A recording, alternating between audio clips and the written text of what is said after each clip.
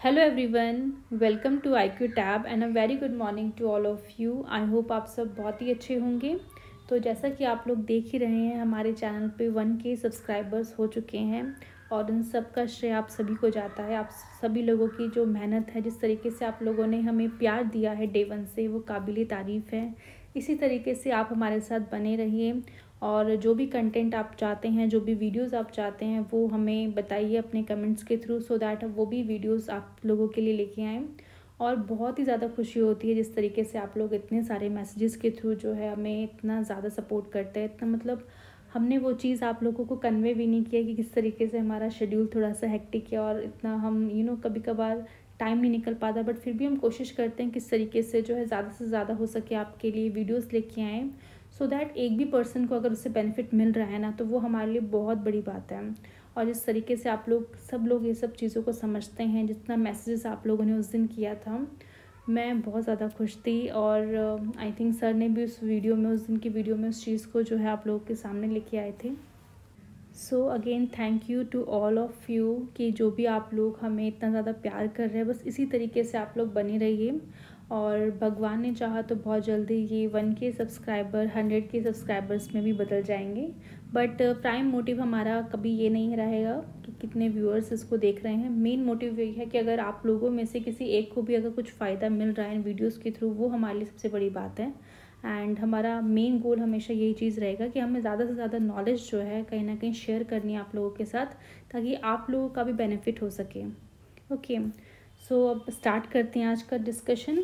तो जैसा कि आप जानते हैं कि लास्ट वीडियो में हमने हिस्ट्री का जो चैप्टर नंबर 7 है, वो हमने कहीं ना कहीं फिनिश कर लिया था।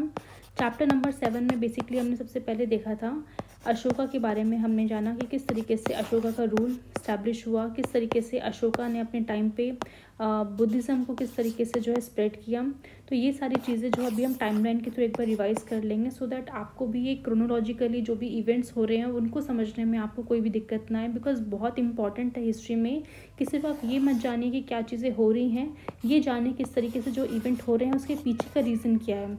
अगर मान लो आज के डेट में अगर हम कह रहे हैं कि अशोका ने इस तरीके से जो है उसका जो एम्पायर था, किस तरीके से जो है पहले के टाइम पे जो महाजनपद थे, किस तरीके से इवॉल्व होके over the period of time जो है एक एम्पायर फॉर्म करते हैं, तो उसके पीछे का रीज़न क्या है। तो जो भी फैक्ट्स है उनको याद करना इंपॉर्टेंट है, नो डाउट है, बट उन फैक्ट्स को आपको रिलेट करना पड़ेगा, उनको लिंक करना पड़ेगा कि किस तरीके से बैकग्राउंड में ऐसा क्या हो रहा है या फिर पास्ट में ऐसा क्या हुआ जिसके कारण उनको इतना रिसोर्सेज उनके पास रहा कि वो एक एम्पायर बना सके। ठीक है, तो ये सारे इवेंट को हम एक टाइमलाइन के थ्रू एक बार रिवाइज कर लेते हैं, देन हम इस चैप्टर को अच्छे से डिस्कस करेंगे। तो ये जो टाइमलाइन है इसको एक बार हम रिवाइज कर लेते हैं। सबसे पहले आप यहाँ पे देखेंगे कि हमने जो शुरुआत करी थी ज़ीरो से। ठीक है, कि ज़ीरो से आपका जो ज़ीरो है उसको हम बेसिकली जीसस क्राइस्ट का बर्थ ईयर मानते हैं। उसके पहले के जो भी इवेंट होंगे उन्हें हम बिफोर कॉमन एरा के रूप में देखेंगे, और उसके बाद के इवेंट्स को हम कॉमन एरा में डिनोट करेंगे। ठीक है, तो अगर हम ज़ीरो से करीबन पीछे चलें लगभग 2 मिलियन ईयर्स अगो, जहाँ पे हमारी हिस्ट्री का ओरिजिन हुआ है, तो वहाँ से आप देखेंगे कि 2 मिलियन ईयर्स अगो से जो 10,000 तक का जो टाइम है, वहाँ पे हमने जो है स्टोन एज को पढ़ा था। उसमें हमने पैलेथिक, मेसोलिथिक और नियोलिथिक को समझा। और सबसे इम्पॉर्टेंट ये था कि जो स्टोन एज है ये हमने किस तरह से हमने डिवाइड किया अकॉर्डिंग टू स्टोन टूल्स, यानी स्टोन टूल्स में जिस तरह से चेंजेस आते गए उसकी तरह हम उसी तौर पे हमने जो है इनको इन पीरियड को जो है बेसिकली डिवाइड किया है। देन हमने देखा नियोलिथिक में काफ़ी बड़ा चेंज ये आया कि एग्रीकल्चर स्टार्ट हो गया था, डोमेस्टिकेशन ऑफ एनिमल को यहाँ पे स्टार्ट हो गया था, जिसके कारण एक सेटलमेंट, एक सेटल लाइफ जो है लोगों ने यहाँ पे जीना शुरू कर दिया। यानी कि हम कह सकते हैं कि एक विलेज से एक कल्चर का फॉर्मेशन हुआ, कि जो विलेज में रहने वाले लोग हैं जिनका एक सिमिलर कल्चर था, उन्होंने कहीं ना कहीं साथ में मिलकर जो है एक सिविलाइजेशन को फॉर्म करने में हेल्प किया। जो जिस तरह से हम देखते हैं कि जो हमारा इंडस वैली सिविलाइजेशन जो है, पहला सिविलाइजेशन हमारे जो इंडियन सब कॉन्टिनेंट में है, वो हमें देखने को मिला अराउंड 2700 से लेकर 1600 BC के टाइम पे। देन इंडस वैली सिविलाइजेशन में हमने देखा किस तरीके से जो वहाँ की जो भी लोकेशंस थी, चाहे वो इंडिया में जो आपको सिटीज़ में देखने को मिलेगी, मोहनजोदारो है, राखी गढ़ी है, सिमिलरली पाकिस्तान में कुछ कुछ एरियाज़ हैं, तो उन लोकेशन की, उन सिटीज़ की क्या स्पेशलिटी थी वो हमने देखी। किस तरीके से उस टाइम पे लोगों के पास जो है कितना स्किल था कि वो इतनी बारीकी से जो चीज़ें थी, चाहे वो आप बात करो कि ड्रेनेज पैटर्न को किस तरीके से उन्होंने बना के रखा था कि मतलब हाइजीन का ध्यान रखना है। सिमिलरली जो ग्रेट बाथ उन्होंने जो है डेवलप किया था मोहनजोदारो में, इस तरह से बनाया था कि एक भी वाटर जो है बाहर नहीं निकल सकते, एकदम वाटर टाइट कह सकते हैं, इस तरह से उन्होंने उसको बनाया था। सिमिलरली आप देख सकते हो जो पोर्ट्स वगैरह थे, धौलावीरा था, उन सब में जो है जो भी स्किल्स यूज़ करी है वो एकदम बेहतरीन थी, जो ये शो करती है कि उस टाइम पे जो लोग थे कहीं ना कहीं जो हैं काफ़ी ज़्यादा स्किलफुल थे, एडवांस थे, जो इन सब चीज़ों को हेल्प करती है उनको सिविलाइजेशन को फॉर्म करने में।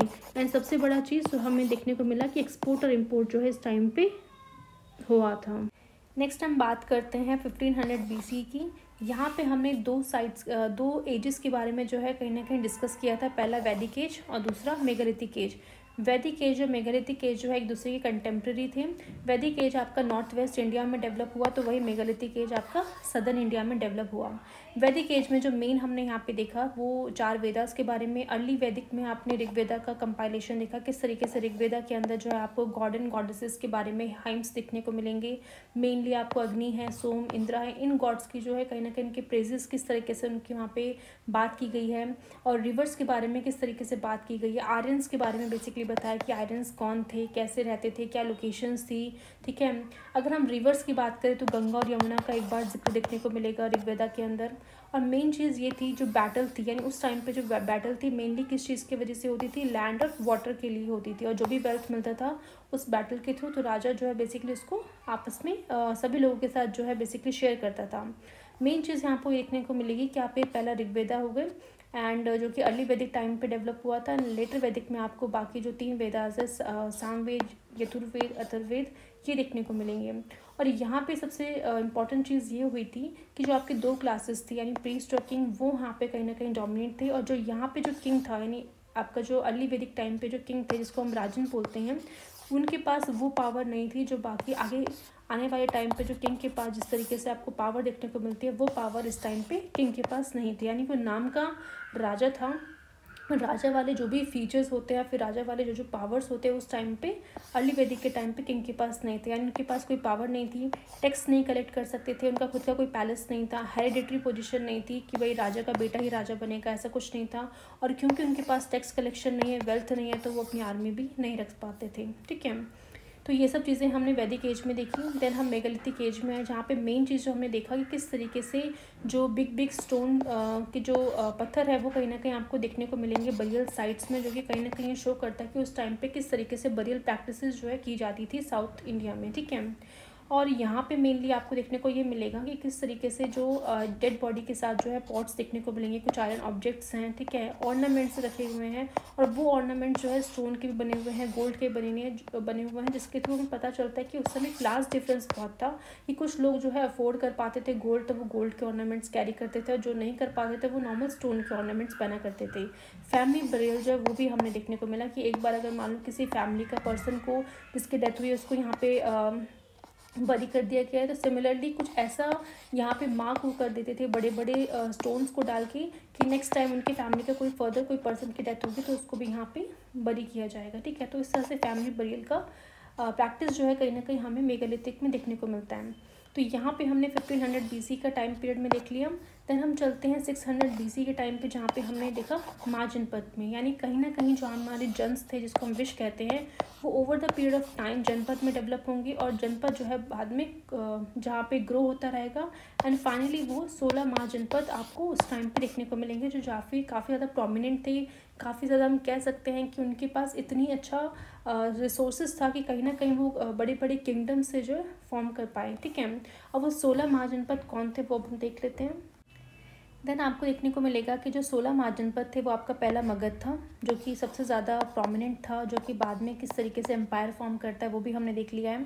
मगध के अलावा आपके अंगत अंगा था, काशी है, कोशाला है, अवंती है, वत्सा है, गंधारा है, कम्बोजा है, चेडी है, वाजी, मल्ला, कुरु, पंचाला है, मत्स्य है, सुरेस्ना है, नाकासा का है, ठीक है।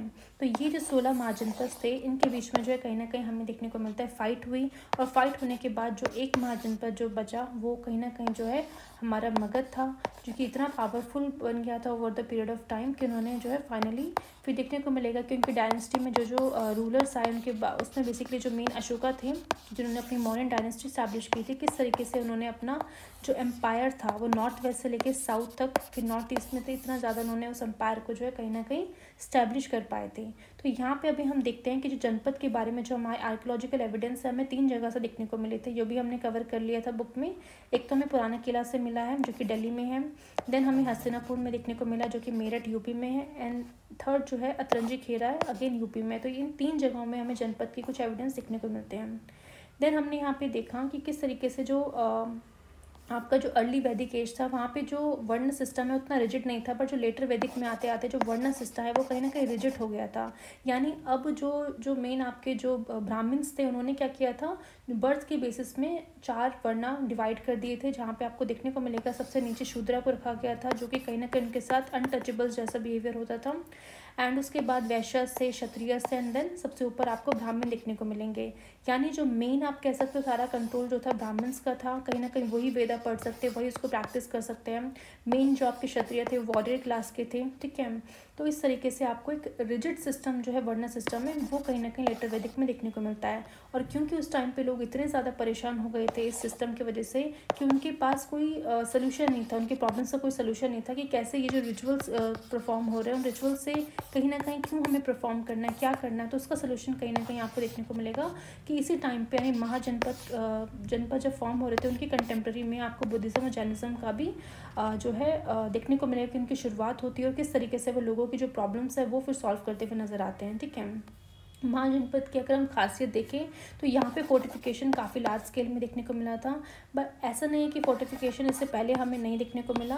इंडस वैली सिविलाइजेशन में जैसे कि हमने देखा था कि उस समय सिटाडेल्स बनते थे, यानी कि आपको वेस्ट में आपको सिटाडेल देखने को मिलेगा और जो ईस्ट साइड है वहाँ पे आपके ऑर्डिनरी मैन रहते थे। सिटाडेल में मेनली हम कह सकते हैं कि जो रिच लोग हैं या फिर जो राजा वगैरह है वो कहीं ना कहीं वहाँ पे रहते थे, बट उस समय जो सिटाडेल फॉर्म होता था, जो छोटा मोटा फोर्टिफिकेशन था वो उतना नहीं था जितना लार्ज स्केल में आपको महाजनपद में देखने को मिलेगा।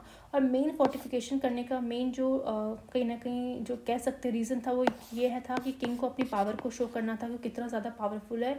जो किंग जितना ज़्यादा पावरफुल होगा वो उतना ज़्यादा फोर्टिफाइड करेगा अपनी सिटी को, उतना ज़्यादा वो कहीं ना कहीं प्रोटेक्ट भी करने को देखने को मिलेगा कि वो अपनी सिटी को प्रोटेक्ट करने के लिए इतना बड़ा फोर्टिफिकेशन करेगा ताकि सो दैट कोई उसे अटैक ना कर दे। एंड यहाँ पे किंग अपनी पावर को जो है और ज़्यादा एनहांस करने के लिए अश्वमेध यज्ञ करेगा, जिस तरीके से वो अपने हॉर्स को बेसिकली कहेगा कि जहाँ पे भी उसका हॉर्स जो है मूव करेगा वो एरिया जो है कहीं ना कहीं उसका हो जाएगा, ठीक है। और मेन चीज़ हमने यहाँ पे ये देखी किस तरीके से जो किंग के पास जो वेल्थ है ओवर द टाइम इंक्रीज़ होती जा रही थी, बिकॉज अच्छा खासा उनको टैक्स मिलता था, एग्रीकल्चर में इतना सरप्लस आ गया था जिसके थ्रू उनको अच्छा खासा वेल्थ उनकी जनरेट हो रही थी। और क्योंकि उनके पास अच्छी खासी वेल्थ थी, सिटी को उन्होंने फोर्टिफाइड करके रखा था और एक लार्ज आर्मी की कहीं ना कहीं उनको ज़रूरत थी, तो दैट्स एक लार्ज आर्मी यहाँ पे देखने को मिलेगी महाजनपद में। और उस आर्मी को कहीं ना कहीं सैलरी दी जाती थी कैश के फॉर्म में, ठीक है। तो यानी कैश उस समय इतना था कि वो सैलरी के फॉर्म में जो एक आर्मी को दे सकें। तो इस टाइप का हमें देखने को मिलेगा महाजनपद के फीचर्स को। तो इसी के कंटेम्प्रेरी जैसे कि हमने बात की थी बुद्धिज़्म, जैनिज़्म और उपनिषद जैसे फिलॉसफीज़ का जो है जन्म हो रहा था। पहले हम बात करते हैं बुद्धिज़्म और जैनिज़्म के, दोनों ही जो है वजी जो आपके महाजनपद हैं जिसकी हमने यहाँ पे बात की थी उससे बिलोंग करते थे। बुद्धिज़्म और जैनिज़्म अप्रॉक्सीमेटली सेम टाइम में आपको देखने को मिलेंगे। मेन जो दोनों की जो फिलॉसफी थी वो भी अप्रॉक्सीमेटली सेम ही थी। बुद्धिज़्म की बात करें तो वो बेसिकली मानते थे कि जो भी आपकी प्रॉब्लम्स हैं उसके लिए उसको सॉल्व करने के लिए ज़रूर नहीं आपको रिचुअल्स ही करना पड़े, सिंपली आपको जो है अपने कर्म में ध्यान देना, आपका कर्म अच्छा होना चाहिए और कैसे आप मतलब कहीं ना कहीं जो डिज़ायर है, ठीक है, उसको अगर आपको कम करना है या फिर उसको कंट्रोल करना है तो बहुत इंपॉर्टेंट है कि आप मिडिल पाथ फॉलो करो। ऐसा नहीं है कि आपको एक्सट्रीम्स में जाना है, आपको एक बार मिडिल जो पाथ है उसको अगर आप फॉलो करोगे तो कहीं ना कहीं आप अपने आप को जो है कहीं ना कहीं अच्छी तरीके से जो अपनी लाइफ जो है उसको कंट्रोल कर पाओगे और अपना कर्मा जो है उस पर आप बेसिकली काम कर पाओगे, ठीक है। तो ये सब चीज़ें ऑलरेडी हमने क्लासेस में डिस्कस कर ली थी। कोई भी डाउट हो अगर इस चैप्टर से रिलेटेड तो आप उस वीडियोस को देख सकते हैं। एंड मेन चीज़ आपको देखने को मिलेगी विनय पिटका, जहाँ पे कहीं ना कहीं जो भी रूल्स थे कि किस तरीके से जो इंस्टीट्यूशन है, ठीक है, यानी बुद्धा के जाने के बाद जो भी उनको किस तरीके से वहाँ उस इंस्टीट्यूशन के रूल्स एंड रेगुलेशंस होंगे, कौन कौन उसको ज्वाइन कर सकता है, कैसे कैसे ज्वाइन करना है, तो वो कहीं ना कहीं विनय पिटका के अंदर कंपाइल करके रखा हुआ था। जैनिज़्म की बात करें तो जो आपके लॉर्ड महावीर हैं उनको बेसिकली ग्रेट कॉन्क्वेस्टर बुक कहा जाता था, बिकॉज कहीं ना कहीं उन्होंने अपने हैप्पीनेस और अपनी जो मिजरीज थे उनको कॉन्क्वेस्ट करके रखा हुआ था। अगेन इनका मानना भी यही था कि जो भी प्रॉब्लम्स हैं उनका मेन सोल्यूशन आपको किससे मिलेगा, लिबरेशन से मिलेगा। यानी मेन आपका काम क्या होना चाहिए, लिबरेशन को अटेन करना, ठीक है। और वो अगर आपको लिबरेशन अटेन करनी है तो उसके लिए ज़रूरी नहीं है आपको रिचुअल्स ही परफॉर्म करने पड़े।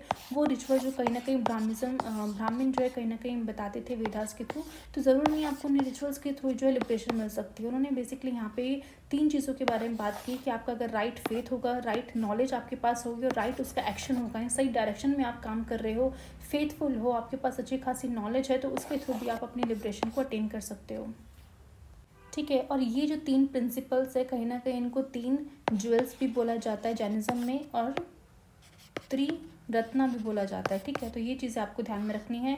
एंड देन 5 व्रत के बारे में हमने बात की थी, जो 5 डॉक्ट्रिन है जैनिज़्म की। सबसे पहले देखने को मिलेगा कि आपका अहिंसा है, जहाँ पे बोला जाता है कि आपको कोई भी लिविंग बींग्स जो भी हैं उनको कोई इंजरी नहीं करनी है, उनको कोई हार्म नहीं करना है, किसी भी मतलब ऐसा कोई भी प्राणी है जिसमें थोड़ी सी भी जान है उनको मारना नहीं है, चाहे वो आपके छोटे छोटे आपके कीड़े मकोड़े ही क्यों ना हो, उनकी आपको हत्या नहीं करनी है। तो यही मेन कारण था जिसकी वजह से आपको देखने को मिलेगा फार्मर्स जो है कहीं ना कहीं ज्वाइन नहीं कर पाए थे आपकी जैनिज़्म को, ठीक है। नेक्स्ट आपका है सत्य, जहाँ पे आपको एकदम सत्य ही बोलना है, यानी हमेशा ट्रूथ ही आपको फॉलो करना है, कोई भी झूठ वगैरह नहीं बोलना है। नेक्स्ट है अस्त्या। अस्त्या में आपको क्या है, कोई भी चोरी चकारी नहीं करनी है, ठीक है, किसी भी चीज़ को लूटना नहीं है। नेक्स्ट आपका है अपारिग्रह, यहाँ पे आपको कोई भी प्रॉपर्टी को एक्वायर नहीं करना है। एंड लास्ट व्रत है आपका ब्रह्मचार्य, जहाँ पे कहीं ना कहीं आपको खुद में सेल्फ कंट्रोल लेके आना है, ठीक है। तो ये 5 व्रत फॉलो करने के लिए आपको देखने को मिलेगा जैनिज़्म में बताया गया था। और इसके थ्रू ज़्यादातर जो आपको देखने को मिलेंगे जो मर्चेंट्स थे वो कहीं ना कहीं जो जैनिज़्म से ज़्यादा कनेक्ट हो पाते हैं।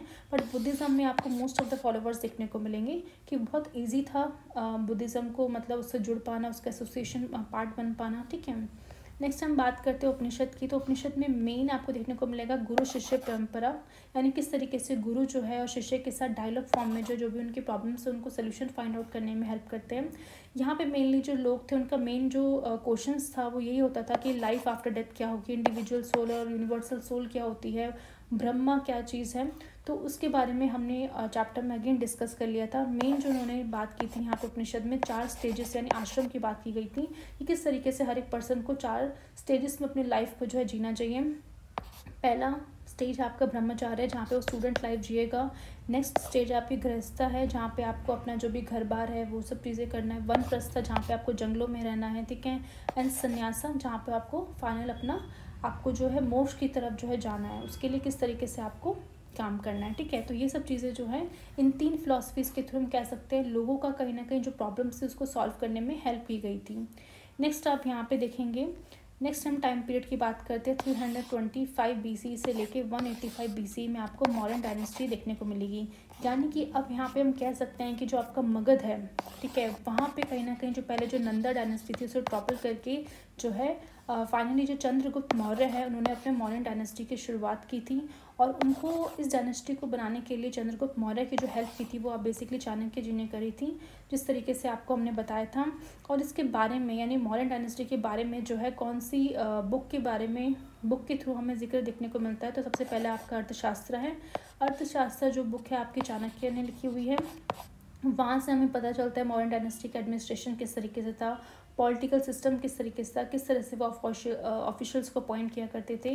नेक्स्ट आपको इंडिका एक बुक मिलेगी जिसको लिखा गया है मेगास्थनीज के द्वारा। इसके थ्रू पता चलेगा कि बेसिकली जो किंग था उनकी लाइफ क्या थी, ठीक है, जो ऑर्डिनरी पीपल्स से कैसे वो रहते थे उस टाइम पे, मॉडर्न डायनेस्टी के टाइम पे जो मेन कैपिटल थी वो किस तरीके से थी, वो यहाँ पे कहीं ना कहीं बताया हुआ है। तो अगर हम बात करें सबसे पहले मॉडर्न डायनेस्टी में आपको चंद्रगुप्त मौर्य दिखेंगे, देन उनके बेटे बिंदुसार हैं, बिंदुसार के बेटे अशोका, ठीक है। और अशोका के टाइम पे कहीं ना कहीं जो आपका जो मगध है उसको प्रॉपर जो है कह सकते हैं कंपायर के फॉर्म में उन्होंने बिल्डअप करने में हेल्प करी थी। पाटलिपुत्र जैसे कि हम जानते हैं मगध की मॉडर्न डायनेस्टी कैपिटल थी। वहीं हम बात करें तक्षशिला और उज्जैन, दोनों जो है प्रोविंशियल कैपिटल थी और एक बहुत इंपॉर्टेंट सेंटर भी माना जाता था। नेक्स्ट हम देखेंगे किस तरीके से जो मॉडर्न डायनेस्टी में जो ऑफिशियल्स थे उनको अपॉइंट किया जाता था डे टू डे एडमिनिस्ट्रेशन के लिए। मेन ऑफिशियल का जो काम था वो टैक्स को कलेक्ट करना था। साथ ही साथ अगर कोई पर्सन जो है राजा के जो भी ऑर्डर्स है उनको फॉलो नहीं करता तो उनको पनिशमेंट भी इन ऑफिशियल के द्वारा दिया जाता था। एंड इन ऑफिशियल को जो भी सैलरी वगैरह थी ये भी प्रोवाइड की जाती थी। तो इस तरीके से एडमिशन सिस्टम जो था कहीं ना कहीं चाणक्य ने काफ़ी स्ट्रॉन्ग बना के रखा था मॉडर्न टाइम पे। और सबसे ज़्यादा इंपॉर्टेंट देखने को मिलेगा स्पाई भी थे उस टाइम पे, यानी कहीं ना कहीं वो ऑफिशियल्स जो है कहीं ना कहीं राजा के साथ धोखा ना करे, ठीक है। इस तरीके से उनको उन पर निगरानी रखने के लिए स्पाई को रखा गया था। मैसेंजर्स भी थे जो कहीं ना कहीं जो भी संदेश था एक जगह से दूसरी जगह पहुंचाने में हेल्प किया करते थे। रॉयल फैमिली और जो सीनियर मिनिस्टर्स थे कहीं ना कहीं जो चंद्रगुप्त के दरबार में, वो कहीं ना कहीं इन ऑफिशियल्स को जो है सुपरवाइज करने का काम किया करते थे।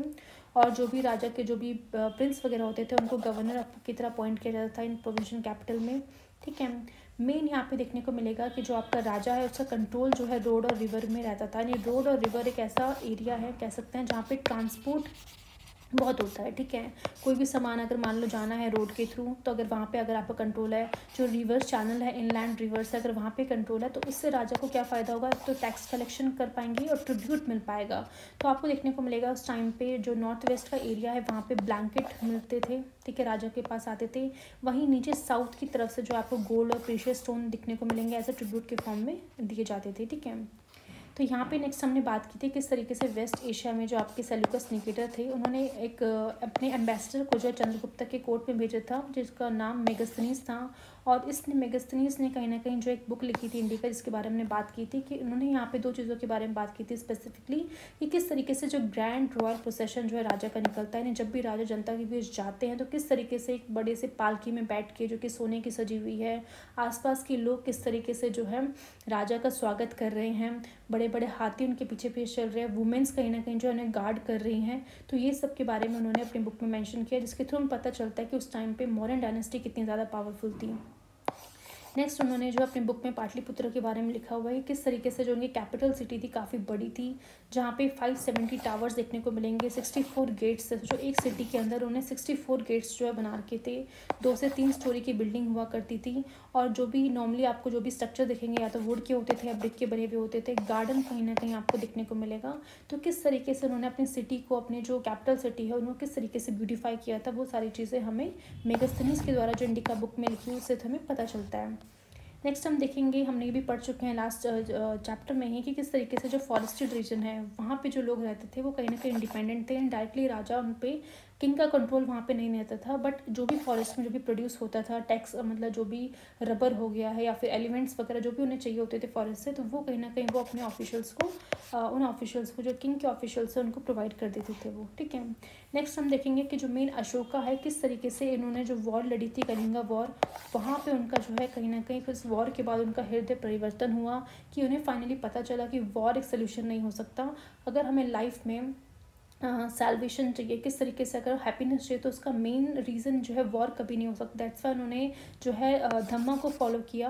और मेन धम्मा जो था उसको फॉलो करने का रीज़न यही था कि ऐसा नहीं है कि गॉड की वर्शिप करनी है आपको, सिंपली यहाँ पे आपको क्या करना है कि आपको कहीं ना कहीं जो अच्छे काम करने हैं, अपने जो भी बड़े हैं एल्डर्स हैं उनको हमेशा उनकी रिस्पेक्ट करनी है, अपने रिलीजन के साथ साथ दूसरों के रिलीजन की भी रिस्पेक्ट करनी है।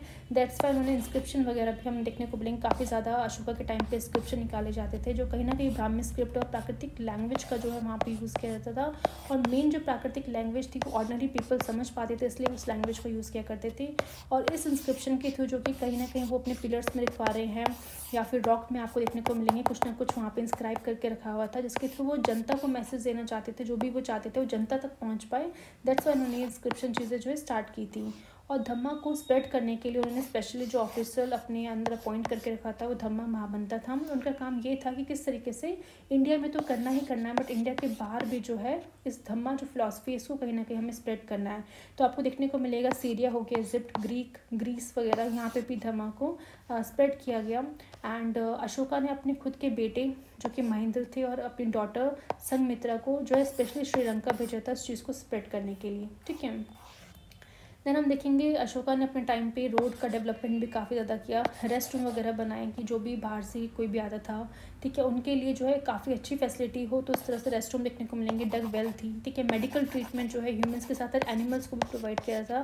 तो इस टाइम पे हम देख सकते हैं किस तरीके से जो हमारे उस टाइम पे अशोका है उनका हृदय परिवर्तन इस तरीके से हो गया था कि वो चाहते थे कि अब किसी भी पर्सन का जो है लॉस नहीं होना चाहिए, किसी की भी हत्या नहीं होनी चाहिए, बिकॉज वॉर के टाइम पे देखा जाता है कि मोस्ट ऑफ द पीपल जिनकी गलती भी नहीं होती वो भी मारे जाते हैं, उनके परिवारजन मारे जाते हैं, वुमेंस को जो है कहीं ना कहीं कैप्चर करके जो है जो भी किंग वगैरह है वो अपने साथ लेके जाते हैं। तो ये सब चीज़ें को रोकने के लिए उन्हें कहीं ना कहीं ये चाहते थे कि मेरी आने वाली जनरेशन भी इस चीज़ को समझे, इस धम्मा के थ्रू वो क्या कन्वे करना चाहते हैं, दैट्स वाई। और उसके साथ साथ जो भी उनके किंगडम्स में जो लोग रह रहे हैं, जो जनता है, वो भी इस चीज़ को समझें, ठीक है, और रिस्पेक्ट करना है एक दूसरे के रिलीजन को। तो यहाँ तक हम कह सकते हैं चैप्टर नंबर जो 7 है हमारे NCERT क्लास 6 का, वहाँ पे हमने डिस्कस कर लिया था। आज जो मेन हमारा चैप्टर नंबर 8 है जो कि डिस्कस करेंगे, जहाँ पे हम पोस्ट मॉडर्न के बारे में, यानी हम जो टाइमलाइन के बारे में डिस्कस करेंगे वो 185 BC से लेकर 300 CE, ठीक है। तो यानी हमारे जो ये चैप्टर है वो कहीं ना कहीं जो है बताएगा कि किस तरीके से पोस्ट मॉडर्न यानी मॉडर्न डायनेस्टी के बाद एक पॉलिटिकल फ्रेगमेंटेशन देखने को मिलता है, जहाँ पे मल्टीपल डायनेस्टीज़ आपको देखने को मिलेगी। कैसी, कहाँ पर उनकी लोकेशन थी वो हम देखेंगे, समझने की कोशिश करेंगे। किस तरह से ट्रेड, आपका टाउन है, विलेजेस है, क्राफ्ट एंड आर्ट्स है, उनमें आपको कहीं ना कहीं डेवलपमेंट देखने को मिलेगा। सोशली कल्चरली जो भी चेंजेस आपको देखने को मिलेंगे यहाँ पे, किस तरीके से यहाँ पे पोस्ट मॉडर्न के टाइम पे हमने देखा। हम इसको मैप के थ्रू समझने की कोशिश करते हैं। तो जैसा कि हम जानते हैं कि आपका जो मेन पाटलिपुत्रा है वो आप पे कैपिटल थी अशोका की, ठीक है। और उसके बाद यानी जो एंड की अगर हम बात करें कि किस तरीके से जो मॉडर्न डायनेस्टी है उसका एंड कैसे होता है, तो जो लास्ट किंग थे मॉडर्न डायनेस्टी के, जिनका नाम था बृहदत्त, जो कहीं ना कहीं जो है उनको मार दिया गया था उन्हीं के सेनापति के द्वारा, जिसका नाम था पुष्यमित्र शुंगा। और किस तरीके से इन्होंने बेसिकली जो लास्ट मॉडर्न किंग है उनको मार कर कहीं ना कहीं अपना जो है सेंट्रल इंडिया में अपनी शुंगा डायनेस्टी जो है बनाएंगे। कौन? आपका पुष्यमित्र शुंगा, ठीक है। तो मेन चीज़ हमें ये देखा कि आपका जो अशोका के बाद जो है कहीं ना कहीं जो है रूलर्स जो थे उतने ज़्यादा स्ट्रॉन्ग नहीं थे, कहीं ना कहीं दैट्स वाई देखने को मिलेगा कि उन्हीं के ही सेनापति के द्वारा जो है उनकी हत्या हो रही है। यानी उस समय जो सिस्टम था उतना ज़्यादा स्ट्रॉन्ग नहीं था, जो स्ट्रॉन्ग सिस्टम कहीं ना कहीं अशोका के टाइम पे बिल्डअप किया गया था। अशोका ने किस तरीके से कंधारा से लेकर कावेरी तक उन्होंने जो अपना एम्पायर को एक तरह से कंसोलिडेट करके रखा था।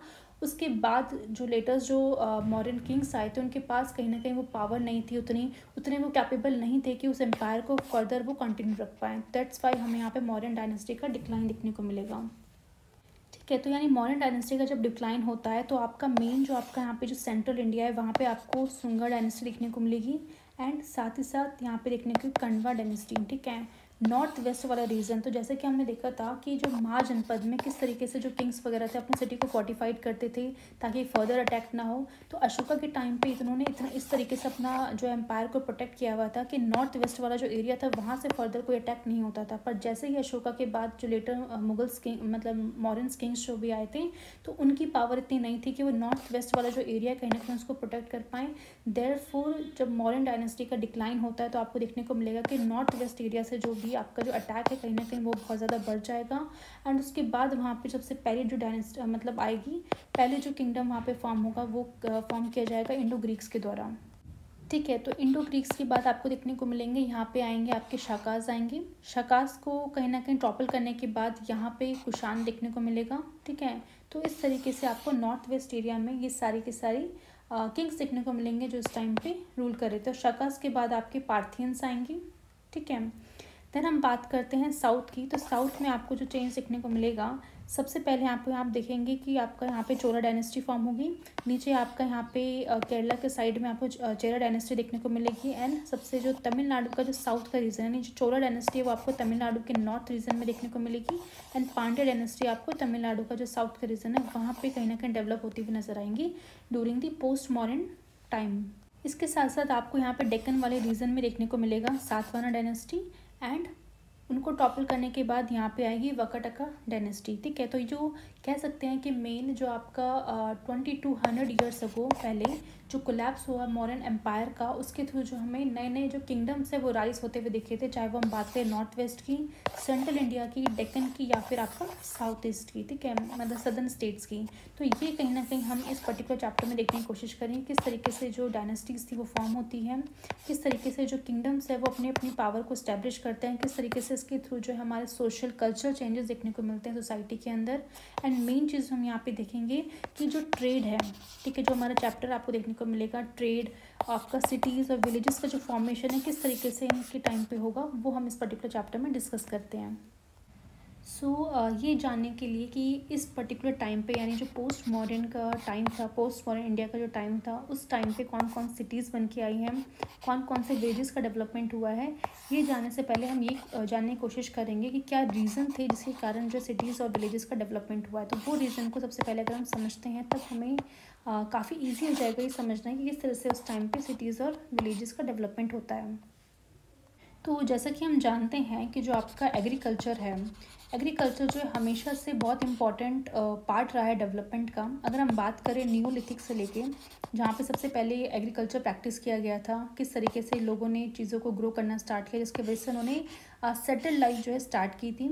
एंड क्योंकि उससे पहले वो जो यहाँ से वह मूव करते रहते थे, ये मैं अपना लाइवलीहुड के लिए, यानी जो भी उन्हें खाना चाहिए उसके लिए सीज़न पे डिपेंडेंट होते थे कि इस सीज़न पे अगर मिल जाता दैट्स वाई ठीक है, अदरवाइज किसी और सीज़न के थ्रू किसी और जगह वो मूव कर जाते थे। बट क्योंकि एग्रीकल्चर स्टार्ट हो गया था तो उस टाइम पे हम कह सकते हैं कि ये जो काफ़ी इंपॉर्टेंट डेवलपमेंट जो कि न्यूलिथिक के टाइम पे हुई थी, and over the period of time agriculture ने कहीं ना कहीं जो है हर एक किंग को, हर एक राज्य को कहीं ना कहीं सोर्स प्रोवाइड किया है, एक अच्छा खासा रेवेन्यू का। ठीक है, यानी पहले जो एग्रीकल्चर होता था वो सिंपली मतलब उतना ही इम्पॉर्टेंट था कि हम कहीं ना कहीं अपनी जीविका को चला सकें, उतना एग्रीकल्चर हम ग्रो कर पाते थे। बट जिस तरह से एग्रीकल्चर में बहुत सारे डेवलपमेंट आए हैं, जिस तरह से आयरन का डेवलपमेंट हुआ है, जैसे कि हमने देखा था कि जो आयरन है आपको मेगालिथिक पीरियड में भी देखने को मिलेगा, आयरन के टूल्स वहाँ पे कहीं ना कहीं प्रेजेंट थे। उस आयरन के डेवलपमेंट ने और एग्रीकल्चर की जो न्यू न्यू टूल्स, मतलब एग्रीकल्चर को और ज़्यादा इन्हांस करने के लिए जो आयरन के न्यू न्यू टूल्स बने हैं, उन टूल्स की हेल्प से जो है एग्रीकल्चर को काफ़ी ज़्यादा एडवांसमेंट फेस देखना पड़ा। यानी एग्रीकल्चर में इतना ज़्यादा एडवांसमेंट हो गया था कि हम कह सकते हैं उस टाइम पे कि जो आपका जो प्रोडक्शन है वो कहीं ना कहीं सरप्लस हो गया लग गया था। ठीक है, यानी उससे पहले जो हम कह सकते हैं जो एग्रीकल्चर में जो भी प्रोड्यूस हो रहा है वो सिर्फ लोग अपने तक ही रखते थे, यानी अपने खाने पीने के लिए तक ही वो सीमित रहता था। बट क्योंकि आयरन के डेवलपमेंट के बाद जो आयरन प्लफ वेयर है, ठीक है, वो कहीं ना कहीं हमारे पास था उस टाइम पे प्रेजेंट। और साथ ही साथ हम कह सकते हैं ट्रांसप्लांटेशन, ठीक है, वो स्टार्ट हो गई थी। वो भी हमने डिस्कस कर लिया था किस तरीके से वो पहले एक छोटे से एरिया में जो है अपने छोटे से उसको जो भी चीज़ें हैं उसको ग्रो करेंगे, बाद में जाके जो इस फील्ड में जो है कहीं ना कहीं उसको डालते थे। उससे क्या होता था, जो प्रोडक्शन था और ज़्यादा इन्हांस हो जाता था। ठीक है, तो ये भी हमने बेसिकली पिछले वीडियोस में कवर कर लिया था, ट्रांसप्लांटेशन किस तरीके से वो करते थे। तो मेन चीज़ ये है कि आपका जो एग्रीकल्चर है उसमें कहीं ना कहीं ओके, तो यानी कि अगर हम बात करें कि एक एग्रीकल्चर जो है, ठीक है, किस तरीके से आपको देखने को मिलेगा राइज हुआ उसका बिकॉज ऑफ न्यू टूल्स की वजह से। ठीक है, और टूल्स यहाँ पे क्या है, आयरन, क्योंकि आयरन कहीं ना कहीं जैसे कि हमने बात की है अभी, इसका यूज़ जो है कहीं ना कहीं 3000 ईयर्स अगो पहले स्टार्ट हो गया था, और फॉरेस्ट को क्लियर करने के लिए जो आयरन का यूज़ किया जाता था। और मेन डेवलपमेंट जो आपको पोस्ट मॉडर्न टाइम पे यहाँ पर देखने को मिलेगी वो था इरीगेशन। ठीक है, यानी आयरन के साथ साथ जो इरिगेशन है वो भी यहाँ पे प्रैक्टिस होना शुरू हो गया था। और उस इरिगेशन के तहत हम कह सकते हैं कि जो किंग्स वगैरह थे उन्होंने जो है कैनाल्स का डेवलपमेंट शुरू कर दिया था, आर्टिफिशियल लेक बनाना स्टार्ट कर दिया था, वेल्स थे, टैंक थे। तो ये सारी चीज़ें जो है कहीं ना कहीं हेल्प कर रही थी आपके एग्रीकल्चर को फर्दर ग्रोथ करने में। ठीक है, और उस टाइम पे आप सोच सकते हो आज से इतने साल पहले की बातें हैं जहाँ पे बेसिकली हम बात कर रहे हैं आर्टिफिशियल लेक की, जो कि अपने आप में सबसे बड़ी बात है कि उस टाइम पे लोगों के पास इतनी स्किल थी कि वो आर्टिफिशियल लेक कहीं ना कहीं बना पा रहे हैं। और किस तरीके से कैनाल्स को फॉर्म करके, यानी अगर मान लो कोई फार्म है किसी का, तो उसको किस तरीके से कैनाल से लिंक कर रहे हैं सो दैट कैनाल का जो पानी है उनके फार्म तक पहुँच जाए और अच्छी खासी जो है प्रोडक्शन वहाँ पे देखने को मिले। ठीक है, तो ये सारा जो डेवलपमेंट था टूल्स और इरिगेशन का कहीं ना कहीं जो है हेल्प कर रहा था एग्रीकल्चर को फर्दर ग्रो करने में। और जिस तरह से एग्रीकल्चर अगर फर्दर ग्रो होगा, यानी कहीं ना कहीं जो सरप्लस है वो हमें देखने को मिलेगा प्रोडक्शन में। और जितना ज़्यादा सरप्लस होगा तो हम कह सकते हैं उसको स्टोर करने के लिए, यानी स्टोरेज के लिए कहीं ना कहीं जो डेवलपमेंट हुआ वहाँ पे पॉटरी का। ठीक है, बिकॉज अगर आप जितना आप खा सकते हो उतना आप खा पाओगे, बट फर्दर अगर आपको स्टोर करना है तो बहुत इंपॉर्टेंट है कि आपके पास स्टोरेज करने के लिए कोई मटेरियल वहाँ पे प्रेजेंट हो। तो उस टाइम पे हमने पॉटरी का डेवलपमेंट भी देखें किस तरीके से वहाँ पे पॉटरी को एज ए स्टोरेज के फॉर्म में जो है यूज़ किया जाने लगा था। ठीक है, देन अगर एग्रीकल्चर अगर सरप्लस में होगा तो कहीं ना कहीं आप ट्रेड कर पाओगे, बिकॉज अगर आपका सरप्लस में ऑब्वियसली आप जो है ट्रेडिंग करोगे उसका, सो दैट आपको अच्छा खासा रेवेन्यू मिल जाए। तो उस टाइम पे भी देखा गया था कि लोकल ट्रेडिंग भी कहीं ना कहीं स्टार्ट हो गई थी। और जो बाहर जो फॉरेन में है, यानी आप अपने जो कंट्री है उसके बाहर जो है कहीं ना कहीं जो समय के किंग्स जो हैं अपना एग्रीकल्चर के जो भी प्रोडक्ट्स हैं उनको जो एक्सपोर्ट इंपोर्ट किया करते थे, ठीक है। तो यानी मेनली इंपोर्ट तो नहीं करते थे, एक्सपोर्ट ही करते थे, बिकॉज सरप्लस इतना ज़्यादा था। और जो इम्पोर्ट वो बेसिकली करते थे, वहाँ पे जो आपको देखने को मिलेंगे गोल्ड की कॉइन्स हो गए, ये सब चीज़ें जो है बाहर से ज़्यादा आती थी, जैसे प्रीशियस स्टोन हो गई, ठीक है। तो इस तरीके से हम देखने को मिलेगा आपका जो विलेज इकॉनमी है उसमें डेवलपमेंट में हेल्प मिलती है due to agriculture. And villages के साथ साथ यहाँ पे आपको देखने को मिलेगा सिटीज़ का भी डेवलपमेंट होता है, बिकॉज जहाँ जहाँ पे ट्रेडिंग वगैरह होगी तो वो सिटी कहीं ना कहीं जो है फर्दर ग्रोथ कर पाएगी और एक इम्पॉर्टेंट सेंटर की तरह उभरेगी, जहाँ पे आपको एडमिनिस्ट्रेशन के तौर पे देखने को मिलेगा। एक रिलीजियस सेंटर की अगर बात करें, आर्ट एंड कल्चर की हम बात करें, ठीक है, ये सारी चीज़ें जो है सिटीज़ में आपको देखने को मिलेगी। एंड फर्दर जो आपके जो पोर्ट्स हैं, ठीक है, यहाँ पे कोस्टल एरिया में जो आप देखेंगे इस चैप्टर में बेसिकली जो पोर्ट की बात की गई है, भरूच एक पोर्ट है, इंपॉर्टेंट पोर्ट है, जहाँ पे कहीं ना कहीं चीज़ों का एक्सपोर्ट इंपोर्ट होता था, जिसके थ्रू ये कहीं ना कहीं हम कह सकते हैं सिटीज़ का यहाँ पे फर्दर डेवलपमेंट होता है। एंड जो कॉइन्स हैं, कॉइन का इवोल्यूशन भी आपको देखने को मिलेगा कि जो मेटल कॉइन है कहीं ना कहीं वो शुरू हो गए थे इस टाइम पे, ठीक है। यानी मेन जो आपका एग्रीकल्चर है उसने आपकी विलेज की इकॉनमी को भी डेवलप किया है। And due to surplus further trading हो पाई है और ट्रेडिंग के थ्रू आपका जो है सिटीज़ का डेवलपमेंट भी देखने को मिलेगा, ठीक है। और क्योंकि आपका अगर एग्रीकल्चर सरप्लस होगा तो जो मेन आपका जो किंग है उसको भी फ़ायदा होगा, बिकॉज उसको रेवेन्यू मिल रहा है अच्छा खासा, उसको टैक्स मिल रहा है। प्लस आपके जो फार्मर्स हैं उनको भी हेल्प मिलेगा, बिकॉज हाई क्वालिटी का जो प्रोड्यूस है कहीं ना कहीं वो कर पाएंगे। वैरायटी ऑफ क्रॉप्स, ठीक है, इरीगेशन की वजह से, इरीगेशन की फैसिलिटी की वजह से हम कह सकते हैं वैरायटी ऑफ क्रॉप्स कहीं ना कहीं वो ग्रो कर पाएंगे। और जितना अच्छा क्रॉप्स वो ग्रो करेंगे, जितना अच्छा प्रोडक्टिविटी उनकी प्रोड्यूस की हो पाएगी, एग्रीकल्चर प्रोड्यूस की हो पाएगी, उतना ज़्यादा उनको भी जो है कहीं ना कहीं पैसे मिल पाएंगे, ठीक है। तो एक तरीके से एग्रीकल्चर का बेस्ट होना दोनों के लिए फ़ायदेमंद था, किंग के लिए भी और आपके जो फार्मर्स हैं उनके लिए भी। विलेज को भी डेवलपमेंट हो रही थी उसकी और सिटीज़ की भी डेवलपमेंट हो पा रही थी, ठीक है। तो इस तरह से हम देखने को मिलेगा कि इस पर्टिकुलर टाइम पीरियड में, यानी हम जब पोस्ट मॉडर्न पीरियड की हम बात करते हैं, यहाँ पे नॉर्थ में भी आपको कुछ विलेजेस मिले हैं जहाँ पे बेसिकली इरीगेशन प्रैक्टिस की जाती थी, और साउथ में भी आपको कुछ विलेजेस का यहाँ पे डेवलपमेंट देखने को मिलता है। और मेनली जो आप बुक में देखोगे, ये जो चैप्टर है आपका चैप्टर नंबर 8, ये जो जिन एरियाज़ की हम बात कर रहे हैं नॉर्थ में, जो सिटीज़ की बात कर रहे हैं, तो सबसे पहले इंपॉर्टेंट है आपका मथुरा। यानी मथुरा किस तरीके से एक सिटी के फॉर्म में उभरा है, हम उसके बारे में भी डिस्कस करते हैं, ठीक है। तो मथुरा को स्टार्ट करने से पहले एक चीज़ और आपको यहाँ पे जाननी पड़ेगी कि जो नॉर्थ में जो भी विलेजेस होते थे, उन विलेजेस में आपको देखने को मिलेगा एक हेड होता था, ठीक है, विलेज का हेड, जिसे बेसिकली ग्राम भोजिका कहा जाता था। और उसकी पोजीशन जो थी कहीं ना कहीं हेरिडिटरी थी, यानी उसी का वो अगर मान लो उस पर्टिकुलर विलेज का हेड है तो उसका बेटा भी फर्दर जो है विलेज का हेड बनेगा। तो इस तरह से हेरिडिटरी पोस्ट थी ग्राम भोजिका की, और इसको कहीं ना कहीं जो अपॉइंट किया था राजा के द्वारा, ठीक है। तो यानी वो भी जो भी विलेज का हेड होगा, उस गांव का हेड होगा, उसको राजा अपॉइंट करेगा। और कहीं ना कहीं ये जो आपका जो ग्राम भोजिका है, इसके मल्टीपल फंक्शंस होते थे, मतलब इसको साथ साथ टैक्स भी कलेक्ट करने की पावर इसको दे रखी थी, साथ ही साथ ये जज का काम भी करता था। अगर मान लो विलेज में कुछ ऐसे कुछ दंगे वगैरह हो जा रहे हैं, कुछ लड़ाई झगड़ा हो जा रहा है, तो उसको सॉल्व करने का काम एक जज के तौर पे जो है ग्राम भोज का करता था। साथ ही साथ पुलिसमैन, यानी सिटी को प्रोटेक्ट करने का, विलेज को प्रोटेक्ट करने का काम भी इसी का ही था, ठीक है। इसके अलावा आपको विलेज में देखने को मिलेंगे कुछ इंडिपेंडेंट फार्मर्स थे, जिनको हम गृहपतिस बोला करते थे, जो कि एक स्मॉल लैंड ओनर्स थे, जिनके पास ज़्यादा बड़ी ज़मीनें तो नहीं थी, पर छोटी छोटी ज़मीनें हुआ करती थी, but they are called independent farmers, उनको हम कहते थे गृहपतिस। इसके अलावा जो है कुछ ऐसे लैंडलेस फार्मर्स भी थे, जिनके पास कुछ ज़मीनें नहीं थी, बेसिकली किसी और की ज़मीन पर वो काम किया करते थे, उनको कर्मकारस बोला जाता था, ठीक है। तो इस तरह से आपको नॉर्थ में जो विलेजेस है, इस तरह की टर्मिनोलॉजीज आपको देखने को मिलेगी। अब हम बात करते हैं मेन मथुरा की, जो कि कहीं ना कहीं एक बहुत इंपॉर्टेंट सेंटर के तौर पे देखने को मिलेगा during the time of Kushan. यानी कुषाण डायनेस्टी जो थी, उसमें जो आपको जो सबसे इंपॉर्टेंट किंग जो देखने को मिलेंगे कनिष्क, उस टाइम पे मथुरा की अगर हम बात करें तो काफ़ी इंपॉर्टेंट सेंटर बन के जो उभरा था, क्योंकि हम देखने को मिलेगा जो कुषाण है डायनेस्टी जो थी, उसका जो दो पर्टिकुलर जो थे इंपॉर्टेंट कैपिटल्स थी, पहला आपको देखने को मिलेगा मथुरा में एंड दूसरा पेशावर में, और दोनों ही सेंटर को काफ़ी अच्छा डेवलप किया था इस डायनेस्टी के द्वारा। तो मथुरा की खास बात ये थी कि जो मथुरा है आपका एक इम्पॉर्टेंट ट्रेड रूट में जो है, मेजर ट्रेड रूट में पड़ता था। आपको देखने को मिलेगा इसकी जो लोकेशन है कहीं ना कहीं ये सिग्निफाई करती है कि ये जो आपका जो एरिया है, यानी नॉर्थ से वेस्ट जाने का जो एरिया है, यहाँ पे भी इम्पॉर्टेंट रख रहा है।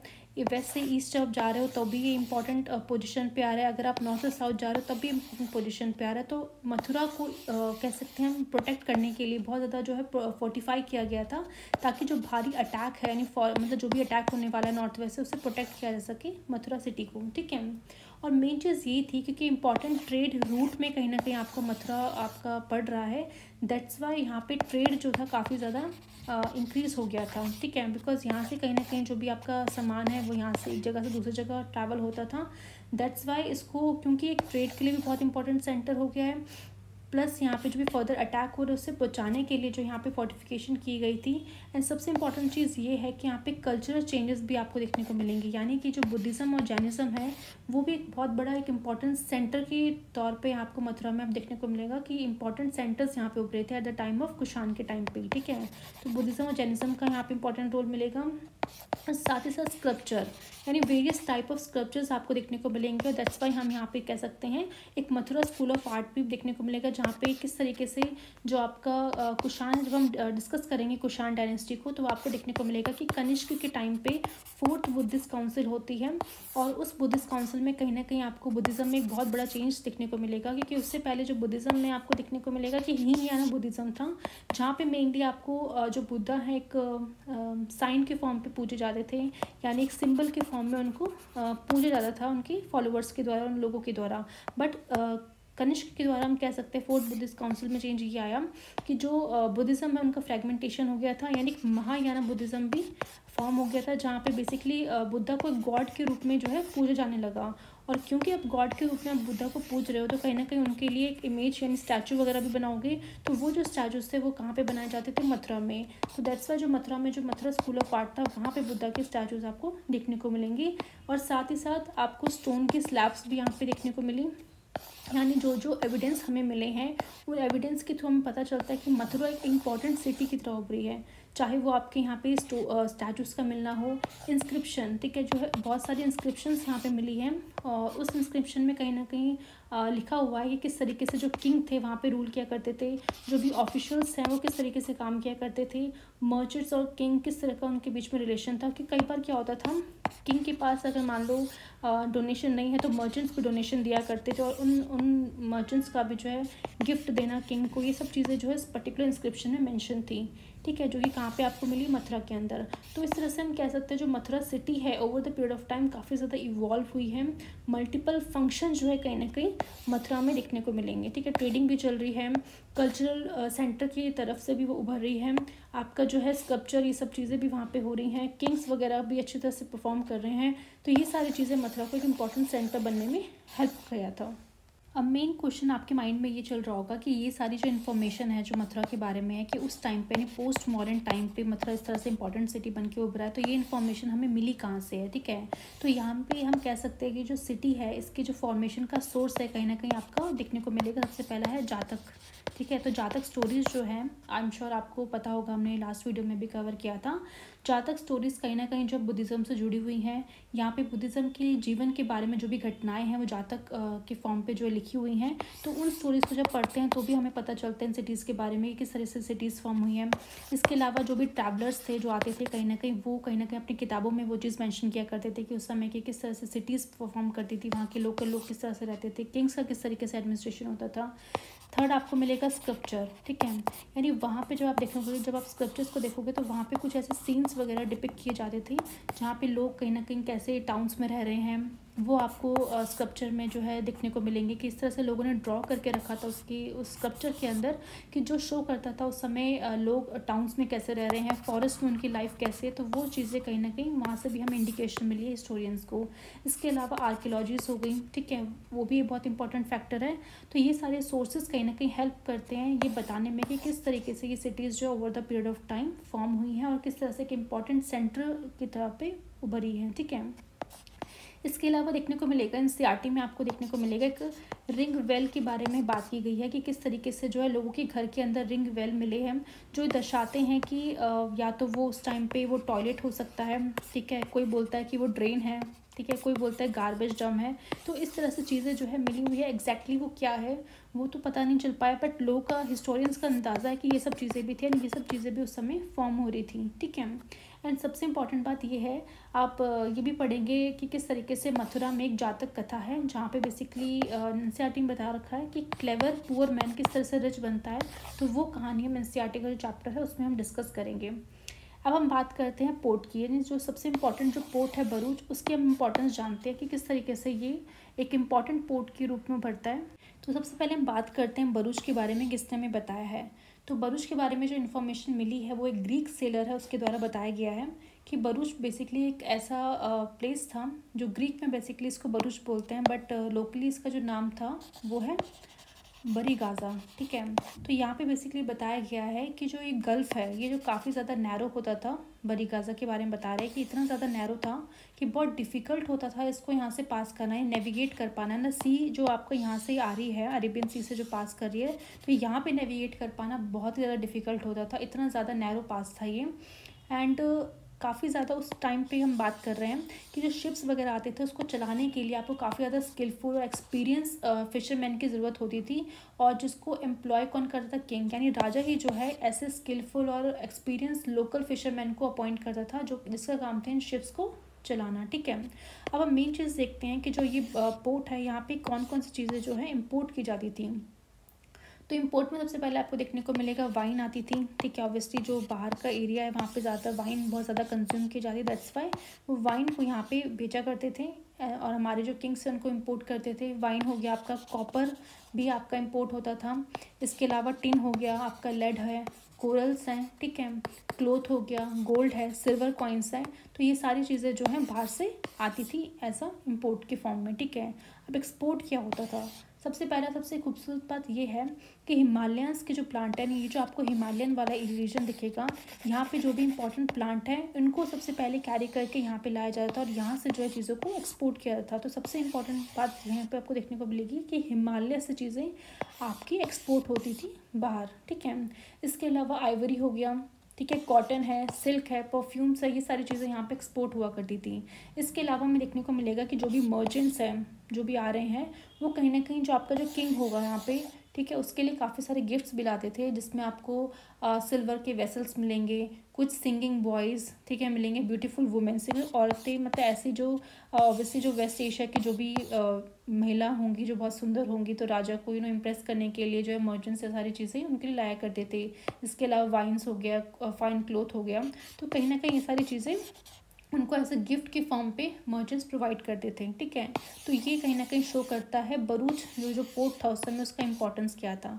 और यहाँ पे सबसे ज़्यादा आपको ये भी जानने को मिलेगा कि आपको कॉइन जो है पंच मार्क कॉइन, यानी जिस कॉइन की हम बात कर रहे हैं वो पंच मार्क कॉइन्स आपको देखने को मिलेगा, यानी कॉइन में इस तरीके से इसको पंच करके मार्क किया गया है कि एक एक चीज़ वहाँ पे आपको कॉइन के ऊपर देखने को मिलेगी। वो भी हम एनसीईआरटी के फिगर में देखेंगे कि किस तरीके से पंच मार्क कॉइन्स वहाँ पे मिलते हैं।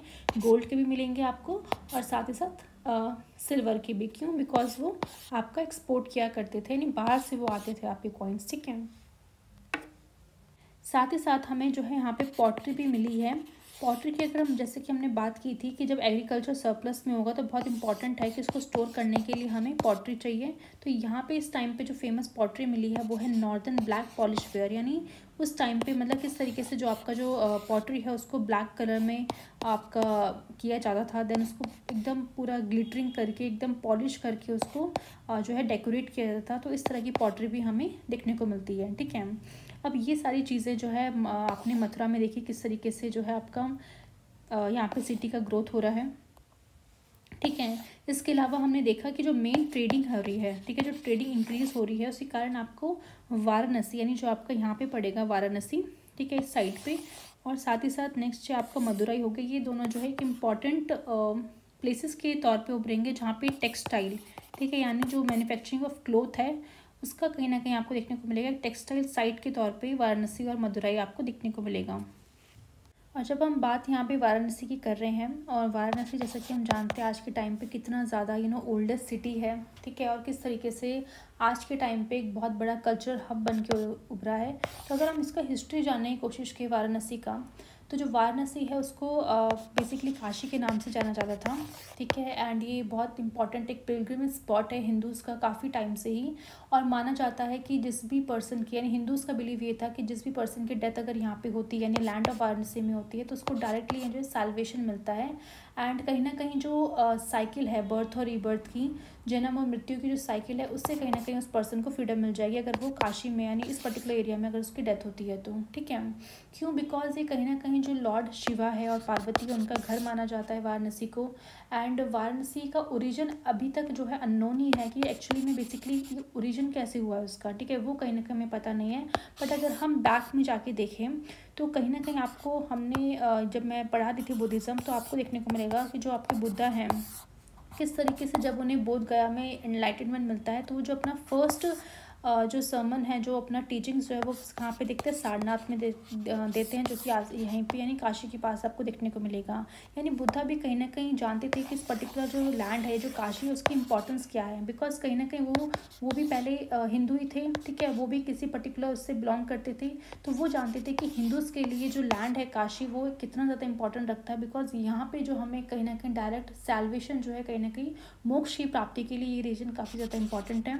और अगर हम बात करें सबसे ज़्यादा कि ये जो वाराणसी इस सिटी को सबसे ज़्यादा इंपॉर्टेंट क्या बनाता है, तो वो है गंगा। तो गंगा का जैसे कि हम जानते हैं उत्पत्ति हिमालयन से होती है, और किस तरीके से गंगा जो है इस पर्टिकुलर रीजन से होते हुए गुजरती है। और गंगा की इंपॉर्टेंस ये है, माना जाता है कि वो कहीं ना कहीं जो भी आपके पाप वगैरह उसको धुलने में काफ़ी ज़्यादा हेल्प करती है।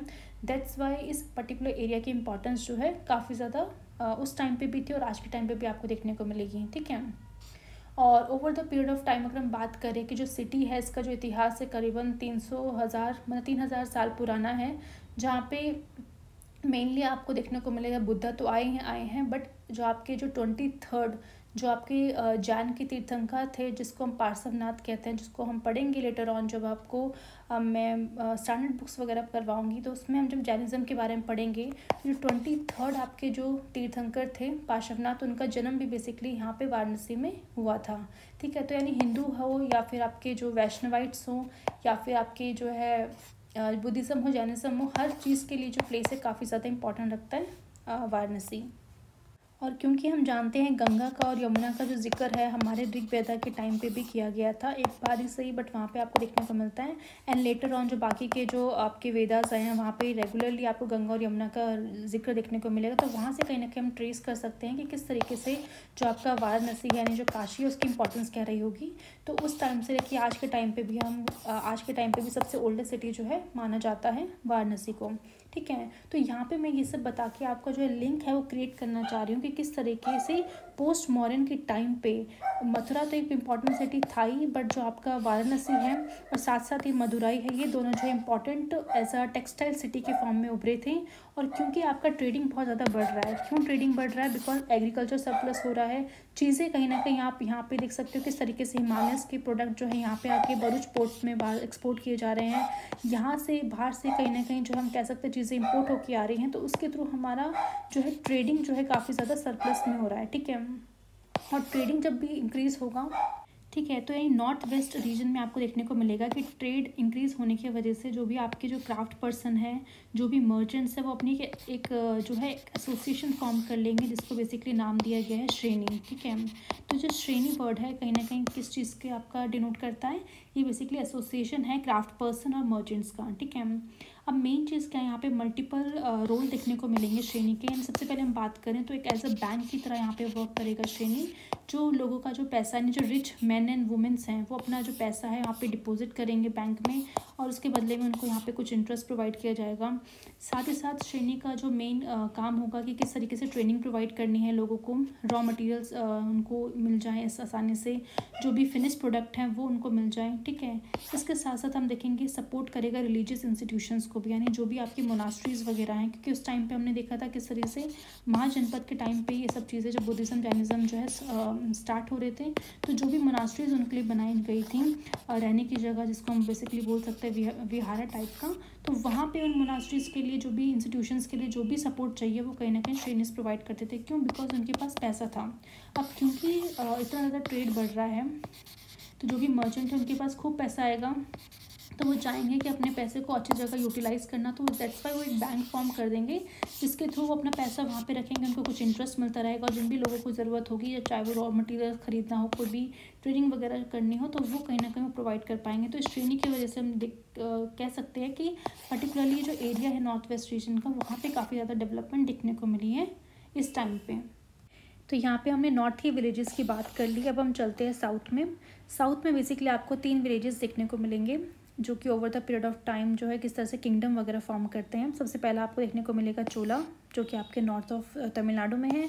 देन चेरा, जो कि आपको यहाँ पे केरला के साइड में देखने को मिलेगा। एंड पांड्या, जो कि आपका साउथ ऑफ तमिलनाडु के रीजन में आपको देखने को मिलेगा। ठीक है, तो यहाँ पे ये जो 3 डायनेस्टीज़ जो यहाँ पे फॉर्म हुई हैं, चोला, चेरा, पांड्या डायनेस्टीज़, तो ये जो डायनेस्टीज़ है कहीं ना कहीं जो है इसके बारे में जो हमारा जिक्र है वो संगम लिटरेचर में देखने को मिलता है।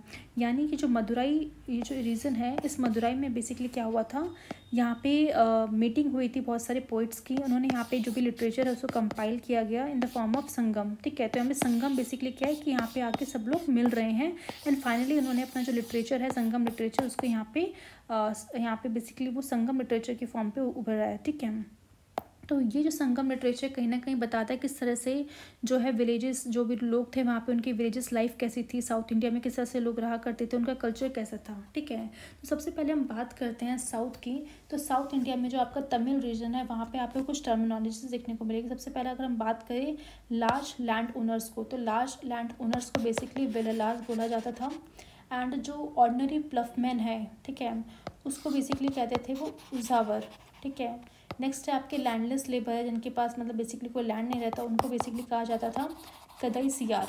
ठीक है, और स्लेव। ठीक है, यानी आपको स्लेव भी देखने को मिलेंगे उस टाइम पे। और स्लेव कहीं ना कहीं आपको नॉर्थ वेस्ट यानी नॉर्थ में भी देखने को मिलेंगे और साउथ के रीजन में आपको देखने को मिलेंगे। उस समय स्लेवरी कहीं ना कहीं प्रैक्टिस में थी। ठीक है, और क्योंकि हम बात करते थे, जब हम देख रहे थे किस तरीके से जो आपका लेटर वैदिक एरिया में जब आपका जो वर्ण सिस्टम है काफ़ी रिजिड हो गया था, तो उस टाइम पे जो आपके सबसे लोअर कास्ट जो थी शूद्रा, तो उनमें जो दास दासियाँ थी उनको भी एज अ स्लेव के तौर पे ही रखा जाता था। ठीक है, वो भी हमने देख लिया था। एंड साउथ में जो स्लेव है उनको बेसिकली किस नाम से जाना जाता था, अदई मई। ठीक है, तो ये सब आपको देखने को मिलेगा आपको इन पर्टिकुलर डायनेस्टीज़ में। देन हम बात करते हैं यहाँ पे सबसे इम्पॉर्टेंट जो पोर्ट है जिसके बारे में आपका एनसीईआरटी में भी देखने को मिलेगा, वो है अरिकामेडु। जब हम बात करते हैं यहाँ पे अरिकामेडु की, तो आपका जो संगम लिटरेचर है वहाँ पे इस पर्टिकुलर पोर्ट का जो है जिक्र मिलता है कि किस तरीके से एक इम्पॉर्टेंट सेंटर था। तमिलनाडु में आपको जो पोर्ट है अरिकामेडु देखने को मिलेगा।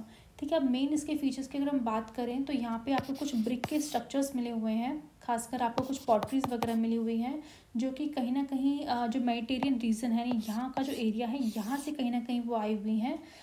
उस टाइम पे इस पर्टिकुलर रीजन को, जैसे हम अभी तो हम अरिकामेडु कहते हैं, बट जो मेडिटेरियन रीजन के लोग हैं इसको बेसिकली एम्फोरे नाम से जाना जाते थे। ठीक है, तो यहाँ पे आपको बड़े बड़े आपको लार्ज कंटेनर्स मिलेंगे, यहाँ पे लिक्विड्स वगैरह रखा जाता है, मतलब इस तरह के जार्स वगैरह मिले हुए हैं जिसमें लिक्विड को कंटेन करके रखा जाता था, जैसे कि वाइन हो गया या फिर ऑयल हो गया, इस सबको रखने के लिए। इसके अलावा आपको रेड ग्लेजेड पॉटरी देखने को मिलेगी जो कि इटली की काफ़ी ज़्यादा फेमस थी, जिसको बेसिकली एराटाइन वेयर नाम से जाना जाता था इटली में। और वो पॉटरी आपको सोचो यहाँ पे देखने को मिल रही है। इट मीन्स कहीं ना कहीं शो करता है कि हमारा इटली के साथ किस तरीके से जो है ट्रेड हुआ करता था, यानी इटली के प्रोडक्ट्स हमें यहाँ पे मिले हैं। ठीक है, इसके अलावा आपको यहाँ पे जो है बहुत सारे रोमन के लैम्प्स दिखेंगे, ग्लासवेयर देखने को मिलेंगे, जेम्स मिले हैं। ठीक है, और सेमी प्रीशियस स्टोन्स मिल रहे हैं आपको। और सबसे इम्पॉर्टेंट चीज़ ये है, यहाँ पे कुछ कुछ स्मॉल टैंक्स वगैरह मिले हैं जो ये बताते हैं कि प्रॉबेबली यहाँ पे जो है डाइंग का काम भी हुआ करता था, यानी जो क्लोथ्स में जो डाइंग होती है वो भी यहाँ पे जो है की जाती थी। तो ये सारी चीज़ें यहाँ पे अगेन शो करती है कि जो अरिकामेडु फोर्ट है उस टाइम पे कितना इंपॉर्टेंस जो है रखा करता था, जो ट्रेडिंग के लिहाज से काफ़ी ज़्यादा इंपॉर्टेंट था। और एक और चीज़ यहाँ पे आपको अरिकामेडु में देखने को मिलेगी कि यहाँ पे लोग जो है बाटर टाइप का, ऑल्दो हम बाटर एग्जैक्टली वर्ड यहाँ पे यूज़ तो नहीं किया गया है संगम में, बट बाटर टाइप का आपको यहाँ पे देखने को मिलेगा ट्रेडिंग, कि लोग पैडी और सॉल्ट की जो है इस तरह से बाटर के थ्रू जो है ट्रेडिंग किया करते थे। जिसके पास सॉल्ट है वो पैडी खरीदता था, उसके पास पैडी या सॉल्ट, इस तरह की चीज़ें जो है इसका मैंशन अरिकामेडु की जगह पर किया गया है संगम लिटरेचर में। ठीक है, इसके अलावा हम बात करते हैं नेक्स्ट पोर्ट है आपका इम्पॉर्टेंट पुहार। इसके बारे भी कहीं ना कहीं हमारा जो तमिल लिटरेचर है, संगम लिटरेचर है, वहाँ पे उसका जिक्र किया गया है पुहार के बारे में कि यहाँ पे जो यूरोपियन ट्रेड जो है कहीं ना कहीं इंडिया के साथ करते थे पुहार के थ्रू, यानी पुहार पोर्ट जो है वहाँ पे ट्रेडिंग जो है किया जाता था। यानी बेसिकली जो आपका हिमालयन से जो सैंडलवुड है, ठीक है, और साथ ही साथ यहाँ पे जो ब्लैक पेपर हो रहा है उसको कहीं ना कहीं ये हम लोग बेसिकली एक्सपोर्ट करते थे। और इम्पोर्ट क्या क्या चीज़ें आती थी, हॉर्सेस आते थे बाहर से, ठीक है, जेम्स हो गया, गोल्ड हो गया, बेसिकली कोरल्स हो गया। तो ये सब चीज़ें जो है इस पर्टिकुलर एरिया में, यानी जो गल्फ ऑफ मन्नार का रीजन है वहाँ पे आपको बहुत ज़्यादा कोरल्स दिखने को मिलेंगे, पर्ल्स दिखने को मिलेंगे, ठीक है। तो ये सब चीज़ें यहाँ पे जो एक्सपोर्ट होती थी और इम्पोर्ट आपको देखने को मिलेगा, हॉर्सेस वगैरह चीज़ें आती थी, ठीक है। इसके अलावा जो है ये जो पर्टिकुलर एरिया आपको देखने को मिलेगा ये श्रीलंका के काफ़ी ज़्यादा पास है, ठीक है।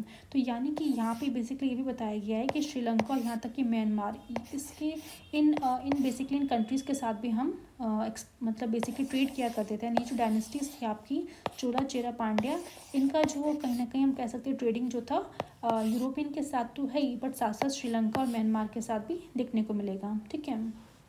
इसके साथ साथ आपको देखने को मिलेगा कि जो रोमन एम्पायर है उसके साथ भी इंडिया का ट्रेड होता था। यानी जो आपको देखने को मिलेगा जो अरिकामेडू पोर्ट है वहाँ पे उसका जिक्र किया गया है कि किस तरीके से जो रोमन्स हैं वो बेसिकली इंडिया को जब ट्रेड करते थे तो ज़्यादातर गोल्ड कॉइन्स जो है दिया करते थे, उसके बदले में ब्लैक पेपर, जिसको बेसिकली ब्लैक गोल्ड माना जाता है, ठीक है, उसको बेसिकली इंडिया से ले जाया करते थे, ठीक है। अब मेन चीज़ यहाँ पे ये बताई गई है कि जो आपके ये तो एक्चुअली सिर्फ इंडिया का मैप है, अगर हम देखें इस पर्टिकुलर एरिया में तो यहाँ पे जो है इटली के आसपास कहीं ना कहीं रोमन्स देखने को मिलते हैं। यानी उन्हें अगर मान लो इंडिया पे आना है तो किस तरीके से वो आ सकते हैं, ठीक है। दो रास्ते थे, एक तो वो लैंड के थ्रू आ सकते हैं इंडिया में और दूसरा ओशन यानी शिप के थ्रू बेसिकली आ सकते हैं इंडिया में। तो अगर लैंड की बात करें तो इतना ज़्यादा कॉम्प्लेक्स नहीं है, बट हम जब शिप की बात करते हैं तो यहाँ पे आपको जो है कहीं ना कहीं अफ्रीका देखने को मिलेगा, नहीं पूरा का पूरा अफ्रीका उन्हें क्रॉस करना पड़ रहा है, देन यहाँ पे कहीं आके वो इंडिया के साथ ट्रेड कर रहे हैं। तो जो पूरा एरिया था इसको बेसिकली शिप के थ्रू करना, नेविगेट करना बहुत ज़्यादा डिफ़िकल्ट होता था, बिकॉज आपको देखने को मिलेगा बहुत ज़्यादा जो है ट्रेंड पर्सन्स चाहिए पहले तो इस शिप को चलाने के लिए, और दूसरा जो शिप है उसकी क्वालिटी काफ़ी अच्छी होनी चाहिए, नहीं बेस्ट क्वालिटी की शिप्स अगर होंगी उनके पास तभी वो इस तरह से जो इतना लंबा जर्नी जो है कहीं ना कहीं तय कर सकते हैं, ठीक है। तो दैट्स वाई उस टाइम पे जो रोमन से हम कह सकते हैं उनके पास इतना बेस्ट क्वालिटी की शिप्स थी जिसके थ्रू वो इंडिया से ट्रेड किया करते थे। और मेन चीज़ था कि उन्हें इंडिया का रास्ता कैसे मिला है ना, उस टाइम की बात की जा रही है, यानी पोस्ट मॉडर्न के टाइम पे कैसे उन्होंने बेसिकली इंडिया का रास्ता बेसिकली नेविगेट किया होगा। तो बेसिकली बताया जाता है कि उस समय जो भी शिप्स वगैरह थे वो बेसिकली हेल्प किया करते थे मानसून विंड की। अब मानसून विंड क्या होती है वो हम ज्योग्राफी में पढ़ते हैं, जिसको बेसिकली ट्रेड विंड से बोला जाता है। और जो ट्रेड वर्ड है वो कहीं ना कहीं इसी चीज़ से निकला है कि जो ट्रेडिंग करने के लिए जो मर्चेंट्स आते थे कहीं ना कहीं वो इसी मानसून विंड्स का जो है सहारा लेते थे, बिकॉज कहीं ना कहीं हमारी जो मानसून विंड्स हैं वो इस डायरेक्शन में कहीं ना कहीं जो साउथ वेस्ट डायरेक्शन है वहाँ पे जो है फ्लो करती हैं, और साउथ वेस्ट मानसून विंड्स जो है कहीं ना कहीं हेल्प करती है शिप को कहीं ना कहीं फ्लो करने में। मतलब फॉर एग्जांपल अगर मान लो ये आपका अफ्रीका यहाँ से कोई शिप आ रही है तो अगर इस डायरेक्शन में अगर विंड चलेगी तो आपका शिप भी उसी डायरेक्शन में मूव करता रहेगा। तो दैट्स वाई उनके लिए ईजी हो जाता था कि जिस डायरेक्शन में विंड है और शिप भी उसी डायरेक्शन में वो लेके जा पाते थे। एंड दैट्स वाई वो इस तरीके से उन्होंने इंडिया का जो है कहीं ना कहीं इंडिया को खोज पाए होंगे और फर्दर यहाँ पे आसानी से वो ट्रेड कर पाए होंगे, ठीक है। अब हम बात करते हैं कुछ पॉलिटिकल फीचर्स की जो कि हमें देखने को मिलेंगे इस पर्टिकुलर डायनेस्टीज़ में। सबसे पहले हम बात करते हैं संगम लिटरेचर में जो वर्ड है मूवेंडर बेसिकली यूज़ किया गया किंग के लिए, यानी किंग को वो मूवेंडर के नाम से यहाँ पे डिनोट किया गया है संगम लिटरेचर में। देन हम बात करते हैं कि जो पॉलिटिकल स्ट्रक्चर की, तो आपका जो किंग है उसके दो पावर सेंटर हुआ करते, तो एक तो इनलैंड में और दूसरा कोस्ट में, क्योंकि आपको देखने को मिलेगा जो डायनेस्टीज़ है कोस्टल रीजन की आपको की तरफ सेटअप हुई हैं। तो एक तो लैंड में इनका एक मेन पावर सेंटर होता था और दूसरा कोस्ट में, कोस्ट में कहीं ना कहीं अपनी पावर बना के रखते थे, बिकॉज कहीं ना कहीं जो ट्रेडिंग है वो उन्हीं के थ्रू होती थी। अगर आप कोस्ट को अगर आप अच्छे से प्रोटेक्ट करोगे, अच्छे से उसको गाइड करोगे, तो कहीं ना कहीं जो भी आपका ट्रेडिंग होगा वो कहीं ना कहीं बहुत अच्छे से हो पाएगा, ठीक है, इस पर्टिकुलर एरिया से। तो यहाँ पे आपको देखने को मिलेगा कि जो चोला है ये वो बेसिकली जो उनका जो मेन पोर्ट था वो कावेरीपट्टनम था। ये आपको देखने को मिलेगा यहाँ पे कहीं कावेरीपट्टनम है। क्यों? बिकॉज कावेरी रिवर के ऊपर था, और पट्टनम बेसिकली जो वर्ड है पोर्ट को बोला जाता है, ठीक है। तो पट्टनम वर्ड होता है this denote to the port, ठीक है। फिर हम बात करते हैं आपका चेरा का जो मतलब बेसिकली डायनेस्टी थी, इनका मेन इंपॉर्टेंट जो पोर्ट था उसका नाम था मुजीन्स, ठीक है। पांडे की बात करते हैं, पांडे डायनेस्टी की, तो उनका जो मेन कैपिटल था आपका मदुरई देखने को मिलेगा, ठीक है। और जो चेला था उसका, जो चोला डायनेस्टीज था उसका मेन इंपॉर्टेंट जो पोर्ट था आपका फुहार, जिसके बारे में हमने देख लिया किस तरीके से रोमन के साथ यहाँ पे जो आपके यूरोपियंस थे उनके साथ ट्रेड होता था, अरिकामेडू जो कि रोमन्स के साथ इनका बहुत अच्छा ट्रेड होता था, ठीक है। देन हम बात करते हैं यहाँ पे किंग्स यानी किस तरीके से पॉलिटिकल सिस्टम जो है स्ट्रक्चर किस तरीके से था। तो आपको देखने को मिलेगा कि जो इस डायनेस्टीज़ में जो किंग हुआ करते थे वो बेसिकली टैक्सेस रेगुलर बेसिस पे कलेक्ट नहीं किया करते थे। इनका एक फीचर था कि वो टैक्सेस नहीं लेंगे, इसके बजाय वो क्या करते थे, वो डिमांड करते थे गिफ्ट्स, ठीक है। गिफ्ट्स यानी लोगों से गिफ्ट्स लिया करते थे, यानी जब भी वो मिलिट्री एक्सपीडिशन पे जा रहे हैं, ठीक है, तो वहाँ पे जो लोग हैं उनसे उनके थ्रू जो है जो भी मिल रहा है गिफ्ट्स वगैरह वो लिया करते थे। या फिर जो नेबरिंग एरियाज़ हैं इस पर्टिकुलर डायनेस्टीज़ के आसपास, वहाँ से जो नेबरिंग एरिया के लोग हैं वो गिफ्ट देते थे। तो इस तरह से इनको इतना ज़्यादा जो भी अमाउंट था वो कहीं ना कहीं मिल जाता था अपने डायनेस्टीज़ को कहीं ना कहीं चलाने के लिए। तो यहाँ पे देखने को मिलेगा रेगुलर टैक्सेस नहीं लेते थे यहाँ पे जो भी किंग्स हैं, साउथ के जो भी किंग्स थे, ठीक है।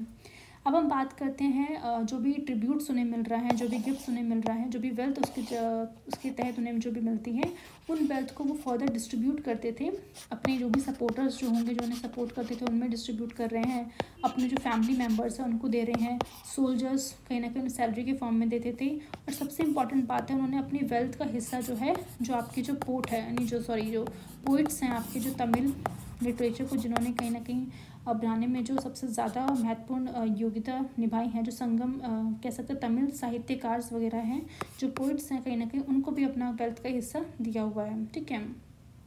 तो इसके साथ साथ आपको देखने को मिलेगा कि जो राजा है वो खुद से जो है काफ़ी सारे गिफ्ट दिया करते थे इन साहित्यकार को। सबसे पहले आप देख सकते हैं कि प्रीशियस स्टोन वगैरह हैं वो दिए जाते थे, गोल्ड्स दे रहे हैं, हॉर्सेस यानी जो रोमन से जो हॉर्सेस आ रहे हैं वो तक इन पोर्ट्स को बेसिकली दिया जाता था, एलिफेंट्स दिए जाते थे, चैरियट दिया जाता था, फाइन क्लोथ पहनने के लिए बेसिकली दिया जाता था।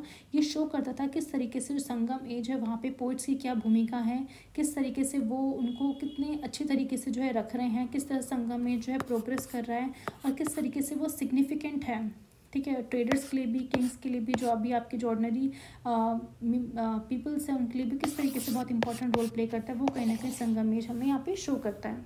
नेक्स्ट हम चलते हैं आपका वेस्ट की तरफ, सातवाहना डायनेस्टी की तरफ, जो कि पोस्ट मॉडर्न के टाइम पे उभरते हुए आई थी। सातवाहना डायनेस्टी के बारे में कहीं ना कहीं हमें पता चलता है सिल्वर कॉइन्स के थ्रू। एंड जो इम्पोर्टेंट सेंटर हैं आपके जैसे कि अमरावती हो गया, अजंता हो गया, यहाँ पे आपको अजंता केव्स भी देखने को मिलेंगे जो कहीं ना कहीं जो है बुद्धिस्ट साइट्स ही हैं दोनों। और यहाँ पे काफ़ी सारे जो हेरिटेज वगैरह है जो सातवाहना डायनेस्टी ने बनाए थे।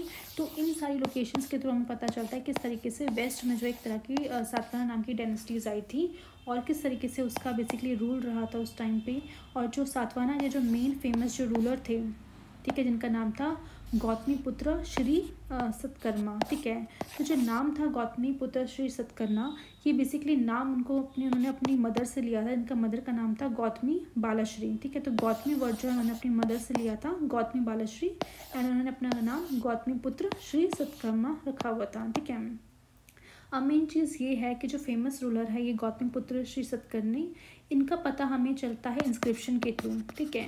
और वो इंस्क्रिप्शन जो कहीं ना कहीं लिखा गया है किसके द्वारा, उनकी मदर के द्वारा। यानी एक इंस्क्रिप्शन को एक माँ ने लिखा है अपने बेटे की, उसमें बेसिकली तारीफ़ें की गई हैं कि किस तरीके से जो मेरा बेटा है जो कि बेसिकली किंग है सतवाहना डायनेस्टी का, जिसको बेसिकली लॉर्ड ऑफ दक्षिणी पथ भी बोला जाता है। बिकॉज ये जो सतवाहना डायनेस्टी आपको देखने को मिलेगा इस पर्टिकुलर रास्ते में है, ठीक है, कि नॉर्थ एंड साउथ में आप जाओगे तो ये पर्टिकुलर एरिया से आपको होकर गुजरना पड़ता है। तो दैट्स वाई इनको लॉर्ड ऑफ दक्षिणी पथ भी बोला जाता था। तो इस तरीके से आपको इस पर्टिकुलर इंस्क्रिप्शन में जो कि उनकी मदर ने लिखा है, गौतमी बालाश्री ने लिखा है अपने जो बेटे हैं उनके बारे में, ठीक है। तो यहाँ पे हमने देखा कि जो सिल्वर कॉइन्स हमें मिले हैं उसके थ्रू हमें पता चलता है सातवाहना डायनेस्टी का जो इंपॉर्टेंट सेंटर है उसके थ्रू भी हमें पता चलता है इस पर्टिकुलर डायनेस्टी के बारे में, ठीक है। और साथ ही साथ यहाँ पे ये बताया गया है एनसीईआरटी के अंदर कि किस तरीके से जो आपके जो रूलर थे गौतमी पुत्र श्री सतकर्णी, इन्होंने काफ़ी ज़्यादा अपनी जो आर्मी है उनको इस तरीके से ट्रेन किया था। और साथ ही साथ उन्होंने क्या किया था, बहुत सारे एक्सपीडिशंस किए थे, ईस्ट के साइड भी हो गया, आपका वेस्ट साइड भी हो गया, साउथ के साइड भी हो गया। मतलब वो चाहते थे कि अपना जो ये किंगडम है, ये जो अपनी डायनेस्टीज और उसको और ज़्यादा एक्सपेंड किया जाए। दैट्स वाई वो यहाँ पे भी अटैक कर रहे हैं, इस एरिया में भी अटैक कर रहे हैं, साउथ में भी अटैक कर रहे हैं कि ज़्यादा से ज़्यादा जो एरियाज़ है उनको कैप्चर किया जा सके। तो इस तरह से उनकी पावर का यहाँ पे हमें पता चलता है। लेटर ऑन हम इसको डिटेल में डिस्कस करेंगे फर्दर चैप्टर्स में, ठीक है। फिर हम बात करते हैं यहाँ पे साउथ वेस्ट में आते हैं, जो मेन आपका थे जो आए थे वो इंडो ग्रीक्स से, हमने देखा था शाकास थे, ठीक है, जो आए थे, पार्थियंस थे, एंड देन कुशानास थे। तो कुशाना की हम बात कर रहे थे, कुशान डायनेस्टी की, जहाँ पे जो मेन आपके जो फेमस किंग जो आए थे वो कनिष्क थे। यहाँ पे हमें देखने को मिलेगा कि किस तरह से जो आपके जो कुशान्स थे उन्होंने कहीं ना कहीं सिल्क ट्रेड को यहाँ पे इस पर्टिकुलर इंडिया में जो किस तरीके से इंक्रीज़ किया था, ठीक है। तो उस टाइम की बात करते हैं। तो जैसा कि हम जानते हैं कि जो सिल्क वगैरह जो क्लोथ हैं वो बेसिकली स्टार्ट किया गया था चाइना में, ठीक है। चाइना को इसकी कहीं ना कहीं पता था कि इसकी टेक्निक किस तरीके से सिल्क बनाया जाता है। और उस टाइम पे चाइना जो है आपका जो सेंट्रल एशिया है उसके साथ ट्रेड किया करता था, बिकॉज सेंट्रल एशिया में जो लोग हैं वो कहीं ना कहीं सिल्क के बने हुए कपड़े बहुत ज़्यादा खरीदा करते थे। तो ये बात जो है कहीं ना कहीं हमारे जो इंडियन रूलर्स हैं उनको ही पता थे कि सिल्क जो है कहीं ना कहीं बहुत इंपॉर्टेंट है। और अगर हम कहीं ना कहीं जो ये रूट है, जो सिल्क रूट है जो कि पास ऑन होता है इस तरीके से, अगर मान लो इसका एक रूट अगर इंडिया से होते हुए जाएगा तो काफ़ी ज़्यादा इंडिया को भी फ़ायदा होगा। तो यही चीज़ जो है उस समय हम देख सकते हैं कि जो कनिष्क है उन्होंने सोचा कि किस तरीके से जो रूट है उसको बीच में डाइवर्ट कर दिया जाना चाहिए। तो उन्होंने जो इंडस वाला जो रीजन है, यानी ये वाला रीजन, वहाँ से आपको देखने को मिलेगा कि एक रूट जो था उन्होंने सिल्क रूट का एक बेसिकली बीच में कैप्चर कर लिया था। सो दैट मीन इससे यहाँ पे आपको देखने को ये मिलेगा कि जो ट्रेडर्स थे जो सिल्क के बने हुए प्रोडक्ट्स यहाँ पे लेके जा रहे थे उनको भी फ़ायदा हो रहा था उससे, और जो आपके जो किंग्स थे उनको फ़ायदा हो रहा था। बिकॉज होता ये था कि जो भी ट्रेडर अगर मान लो जिस भी किंगडम से पास ऑन हो रहा है, ट्रैवल कर रहा है उस टाइम पे, तो उस पर्टिकुलर किंगडम में जो भी आपको देखने को मिलेंगे कि जो लूटर्स होते हैं, जो कहीं ना कहीं जो उन ट्रेडर्स को लूटने का काम करते हैं, तो उनको प्रोटेक्शन प्रोवाइड करने के लिए किंग ने उनकी हेल्प की थी कि हम ऐसा करते हैं, हम आपको आर्मीज़ वगैरह आपको सपोर्ट करेंगे, सो दैट जो भी रॉबर्स वगैरह हैं, जो भी आपके मतलब आपको जो है आपको आपके सामान को जो छीनने की कोशिश करते हैं उनसे हम उससे प्रोटेक्शन आपको प्रोवाइड करेंगे। तो एक तरीके से किंग उनको प्रोटेक्शन प्रोवाइड कर रहे होते थे, और ट्रेडर्स उसके बदले में कुछ टैक्स वगैरह, कुछ ट्रिब्यूट हो गया, कुछ गिफ्ट हो गया, वो कहीं ना कहीं राजा को दिया करते थे। तो इस तरीके से दोनों का यहाँ पे फ़ायदा हो रहा था। तो हम कह सकते हैं कि जो कुषाण डायनेस्टी उन्होंने काफ़ी मतलब समझदारी से जो इस तरीके से जो सिल्क रूट है उसको कंट्रोल किया था। एंड उसके बाद आपको देखने को मिलेगा कि उन्होंने पेशावर में भी एक इम्पॉर्टेंट सिल्क का सेंटर खोला था। इसके अलावा मथुरा में भी आपको देखने को मिलेगा किस तरीके से उन्होंने डिफरेंट जगह जो उन्होंने सेंटर्स खोले थे, ठीक है। अब मेन चीज़ आपको ये देखने को मिलेगा कि उस टाइम पे ये जो जितने भी किंग्स वगैरह होते थे उनका मेन चीज़ क्या होता था, ट्रेडिंग किस तरीके से हमें स्ट्रॉन्ग करनी है। बिकॉज हर एक किंगडम जो है कहीं ना कहीं चल तभी सकता है जब अच्छा खासा टैक्स हो, अच्छा खासा रेवेन्यू जो है राजा के पास आ रहा हो, ट्रिब्यूट उनके पास आ रहा हो। तो जितना ज़्यादा ट्रेडिंग के थ्रू उनके पास पैसा आएगा उतना ज़्यादा जो है कहीं ना कहीं वो और ज़्यादा स्ट्रॉन्ग बनते जाएंगे, ठीक है। तो दैट्स वाई जो है आप कह सकते हो जो कुषाण डायनेस्टी थी वो पहले ऐसी डायनेस्टी थी जिन्होंने गोल्ड कॉइन्स इशू किए थे, ठीक है। ऑल्दो तो पहले तो देखने को ही मिलता था बाहर से गोल्ड कॉइन्स आ रहे हैं, ठीक है, क्योंकि जो भी सामान हम बेचते थे उनके बदले वो गोल्ड कॉइन्स कर देते थे। बट इस टाइम पे कुषाण एक पहला डायनेस्टी था जिसमें जो कनिष्क आपको देखने को मिलेगा कि उन्होंने खुद से जो है अपने किंगडम्स के अंदर गोल्ड कॉइन्स जो है इशू किए थे। बिकॉज उनके पास इतना अच्छा रेवेन्यू जो है कहीं ना कहीं मिल गया था उनको, इतना अच्छा पैसा उनके पास जो है कहीं ना कहीं उनके पास जमा हो गया था कि वो इस तरह से कॉइन्स वगैरह इशू कर पा रहे थे, ठीक है। नेक्स्ट हम डेवलपमेंट देखेंगे कनिष्क के टाइम पे। जैसे कि हमने बात की थी कि जो फोर्थ बुद्धिस्ट काउंसिल है वो कनिष्क ने करवाई थी, कहाँ पे, कश्मीर में। इससे पहले जो बुद्धिस्ट काउंसिल थी, पहला बुद्धिस्ट काउंसिल आपकी राजगिरी में हुई थी, सेकंड बुद्धिस्ट काउंसिल आपकी जो है वैशाली में हुई थी, थर्ड आपकी पाटलिपुत्र के अंदर हुई थी, एंड फोर्थ आपकी श्रीनगर यानी कश्मीर में हुई थी। तो इसको जो किया गया था क्योंकि जो कनिष्क थे खुद वो जो है बुद्धिस्ट किंग थे, कहीं ना कहीं बुद्धा की फ़िलासफ़ी को फॉलो करते थे वो। एंड दैट्स वाई उन्होंने जो एक पोइट था अश्वघोष, उनकी हेल्प से जो है वहाँ पे एक बुद्ध चरित्रा को उन्होंने, अश्वघोष ने बेसिकली बुद्ध चरित्रा लिखी थी वहाँ पे। और ये बुद्ध चरित्रा कहीं ना कहीं शो करती है कि उस टाइम पे बुद्धिज़्म के अंदर कुछ कुछ चेंजेस वहाँ पे देखने को मिले थे, ठीक है। यानी कि हम कह सकते हैं कि जो बुद्धा के अंदर जो बुद्धिज़्म था वो 2 पार्ट्स में डिवाइड हो गया था, हीनयाना और महायाना में। हीनयाना महायाना भी कह सकते हैं, थेरवाडिन भी बोल सकते हैं, जो कि अर्लियर फॉर्म ऑफ बुद्धिज़्म था, जहाँ पे बुद्धा को सिंबल या साइन के फॉर्म पे जो है मतलब बेसिकली पूजा जाता था। बट महायाना के अंदर आपको देखने को मिलेगा उनको गॉड के फॉर्म में पूजा जाने लगा, ठीक है। और क्योंकि आप गॉड के फॉर्म में उनकी पूजा कर रहे हो, तो आपको स्टैचूज़ वगैरह बनाने पड़ेंगे। और जो मेन जो स्टैचूज बनते थे वो आपके तक्षशिला में बनेंगे और अब मथुरा में बनेंगे, ठीक है। मथुरा स्कूल ऑफ आर्ट हम पढ़ेंगे, तक्षशिला स्कूल ऑफ आर्ट ये सब भी हम देखेंगे, ठीक है। तो ये सारी डेवलपमेंट आपको कनिष्क के टाइम पे देखने को मिलेंगी, ठीक है। अब हम बात करें थोड़ा बहुत महायाना बुद्धिज़्म के बारे में, तो यहाँ पे आपको बौद्धिसत्वास मिलेंगे, जो कहीं ना कहीं माना जाता है कि उन्होंने एनलाइटनमेंट मिल गई थी, और वो बेसिकली सोसाइटी की भलाई के लिए, जो भी उनके सोसाइटी में जो भी दुख दर्द है उसको दूर करने के लिए वो काम किया करते थे। एंड उन्होंने किस तरीके से उनकी हेल्प से जो है बुद्धिज़्म जो है फर्दर साउथ ईस्ट एशिया इन सब एरियाज में भी जो है स्प्रेड होता है, ठीक है। इसके अलावा जो हम जानते हैं कि जो कनिष्क के टाइम पे बुद्धिज़्म बहुत ज़्यादा इंक्रीज़ हो रहा था, बहुत ज़्यादा एकदम कह सकते पिक में था, तो हम कह सकते हैं उस टाइम पे जो केव आर्किटेक्चर है वो बनना स्टार्ट हो गए थे। बिकॉज केव आर्किटेक्चर की ज़रूरत इसलिए हो गई थी बिकॉज दो तरीके का मेन रोल यहाँ पे था जो बनता था। पहला था चैत्य था, जहाँ पे बेसिकली बुद्धा की पूजा वगैरह होती थी, और एक विहारा था जहाँ पे बेसिकली जो भी बोधिसत्वास है, जो भी मॉन्क्स वगैरह हैं, उनके रेस्ट करने के लिए प्लेस बनाया गया था। उसकी इंपॉर्टेंस हमने ऑलरेडी पिछले चैप्टर में देखी थी, किस तरीके से जो भी रेनिंग सीजन होता है या फिर रात का टाइम होता है, काफ़ी ज़्यादा डिफिकल्ट होता है कि आप उस टाइम पे ट्रैवल करो। तो दैट्स वाई ये जो विहारस बनाए गए थे वहाँ पे वो पर्टिकुलरली रेस्ट किया करते थे, ठीक है। देन आपको देखने को मिलेगा पिलग्रिमेज के बारे में कि 3 चाइनीज़ पिलग्रिम जो है बेसिकली आपको देखने को मिलेंगे। पहला हम बात करते फायान की, जो कि 4th सेंचुरी में आए थे, गुप्ता के पीरियड में हमें देखने को मिले थे। ये बेसिकली चाइना से आए थे लैंड के थ्रू। अब जब वो बात करेंगे, चाइना से आए थे लैंड के थ्रू, जब ये वापस गए थे तो ये सी रूट के थ्रू गए थे, ठीक है। इस तरीके से वो गए थे। तो सबसे पहले हम बात की फायान की, नेक्स्ट है आपका शिनजांग की। यहाँ पे आपको देखने को मिलेगा कि ये हर्षवर्धन पीरियड की टाइम पे ये आए थे, लगभग 7th सेंचुरी में आए थे। इसके अलावा जो इत्सिंग थे वो भी 7th सेंचुरी में आए थे, ठीक है। मेन जो ये जो स्वयंजन का जो मेन कंट्रीब्यूशन ये है कि उन्होंने नालंदा के बारे में काफ़ी ज़्यादा लिखा है। नालंदा जिसकी हम बात करते हैं कि जो नालंदा है इसको बनाया गया था आपका जो गुप्ता डायनेस्टी के जो एक रूलर थे कुमारगुप्त, ठीक है, जिसको अभी हम फर्दर ऑन पढ़ेंगे जब हम गुप्ता डायनेस्टी को डिस्कस करेंगे। तो गुप्ता डायनेस्टी के अंदर जो कुमार गुप्ता आए थे उन्होंने नालंदा को बेसिकली बनाया था। और फर्दर जो हम कह सकते हैं इसको और ज़्यादा पेट्रोनाइज जो किया था वो हर्षवर्धन ने किया था। हर्षवर्धन कौन थे? जब गुप्ता डायनेस्टी का डिक्लाइन हो गया था तो जो नॉर्थ में जो कह सकते हैं जो आए थे उस समय जो किंग आए थे वो हर्षवर्धन थे। उसके बारे में हम फर्दर ऑन आगे वाले चैप्टर्स में देखने को मिलेगा। तो हर्षवर्धन के टाइम पे हमने देखा किस तरीके से नालंदा को पैट्रोनाइज किया गया था। अब ये जो पिलग्रिमेज आए थे बेसिकली चाइनीज़ पिलग्रिमेज जो आए थे, इन्होंने बेसिकली नालंदा के बारे में क्या क्या चीज़ें बताई हैं। इन्होंने बेसिकली मेन फोकस किया कि किस तरीके से वहाँ पे टीचर स्टूडेंट का क्या रिलेशन था, ये हमें देखने को मिलेगा। टीचर किस तरह से पढ़ाते थे, क्या फिलोसफिकल डिस्कशन किस तरीके से क्या होते थे। जो मेन आपको गेट कीपर होता था वो कहीं ना कहीं कुछ क्वेश्चंस पूछता था, ठीक है। जो उनमें से जो सही सही आंसर देता था उन्हीं को बेसिकली एंट्री मिलती थी, और जो नहीं देता था उनको एंट्री नहीं मिलती। तो इस तरह का आपको पैटर्न भी देखने को मिलेगा, ठीक है।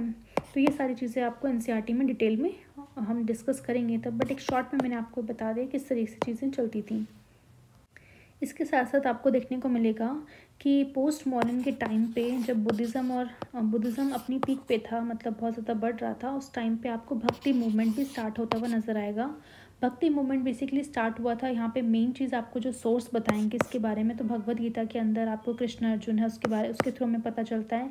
और भक्ति का मेनली यहाँ पे मेन चीज़ ये है कि हर एक पर्सन जो है अपनी इच्छा अनुसार अपनी जो भी डाइटी है उसकी पूजा कर सकते हैं, ठीक है। यहाँ पे मेन चीज़ है आपको आइडल वर्शिप आपको देखने को मिलेगी, यानी आपको दुर्गा की अगर आप पूजा कर रहे हो तो दुर्गा की मूर्ति आपको देखने को मिलेगी। विष्णु की पूजा हो रही है तो विष्णु जी की जो है आपको यहाँ पे आइडल मूर्ति देखने को मिलेगी। और मेन चीज़ ये था कि कोई भी डिस्क्रिमिनेशन नहीं था, ठीक है।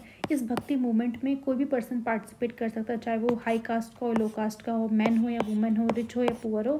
तो हर कोई यहाँ पे बेसिकली अपने इच्छा अनुसार जो भी भगवान की पूजा करना चाहे वो दुर्गा जी की हो, विष्णु जी की हो, शिव जी की हो, तो वो पूजा कर सकते थे, ठीक है।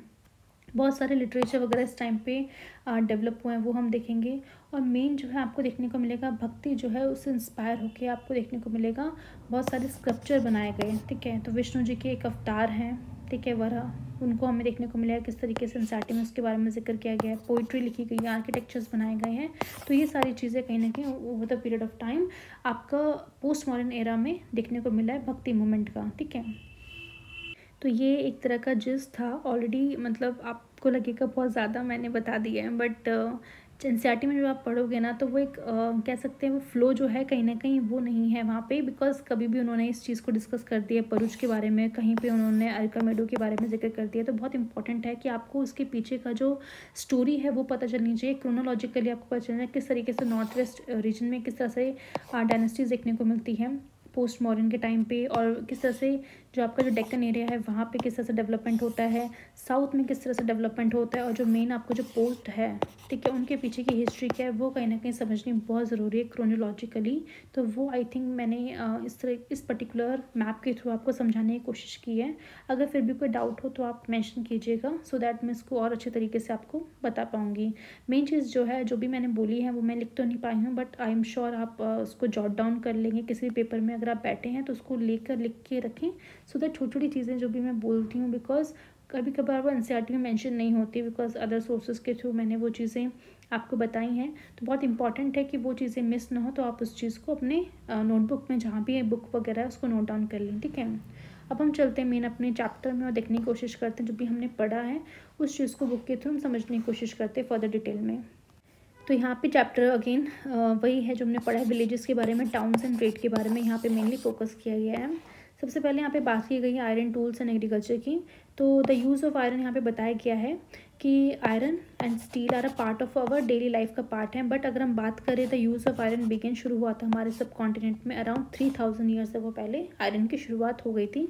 सम of the largest collection of iron tools and weapons were found in megalithic burials, यानी जो हमने मेगालिथिक साइट्स में जो मिली थी साउथ में, तो उन बरियल्स में कहीं ना कहीं हमें कुछ आयरन की टूल्स वगैरह कुछ वेपन्स है वहाँ पे हमें मिलना शुरू हो गए थे, ठीक है, जो कि हमने चैप्टर नंबर 4 में मेगालिथिक के बारे में पढ़ा था।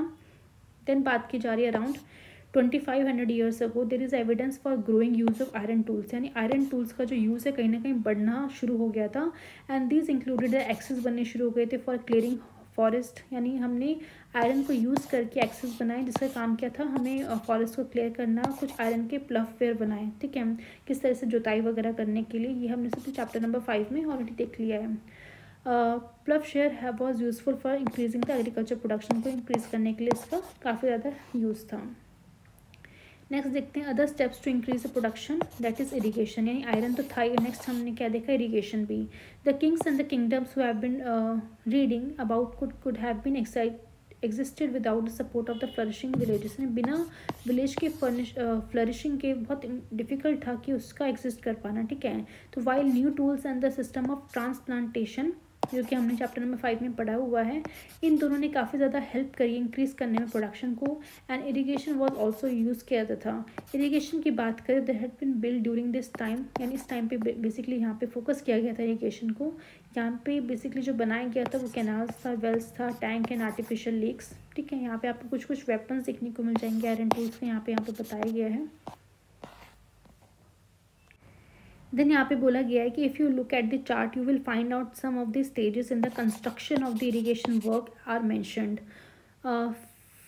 Fill in the rest by using the flowing phrases. पहला बोला गया है labour is produced by the people, farmers also benefit because crop production is more certain, farmers will have to increase production to pay taxes. मतलब इसी चीज़ को आपको यहाँ पे लिखना है, तो ये चीज़ हमने फिल कर दिया। तो मेनली यहाँ आपको देखने को मिलेगा कि किस तरीके से इरीगेशन का वर्क कंस्ट्रक्शन किया गया है, ठीक है। तो Kings need money for army places and forts के बारे में बताया गया है। They demand taxes for the farmer, क्योंकि अगर आपको बहुत बड़ी आर्मी रखनी है, पैलेसेस बनाना है, तो बहुत ज़रूरी है कि आप फार्मर्स के लिए टैक्स लें, ठीक है।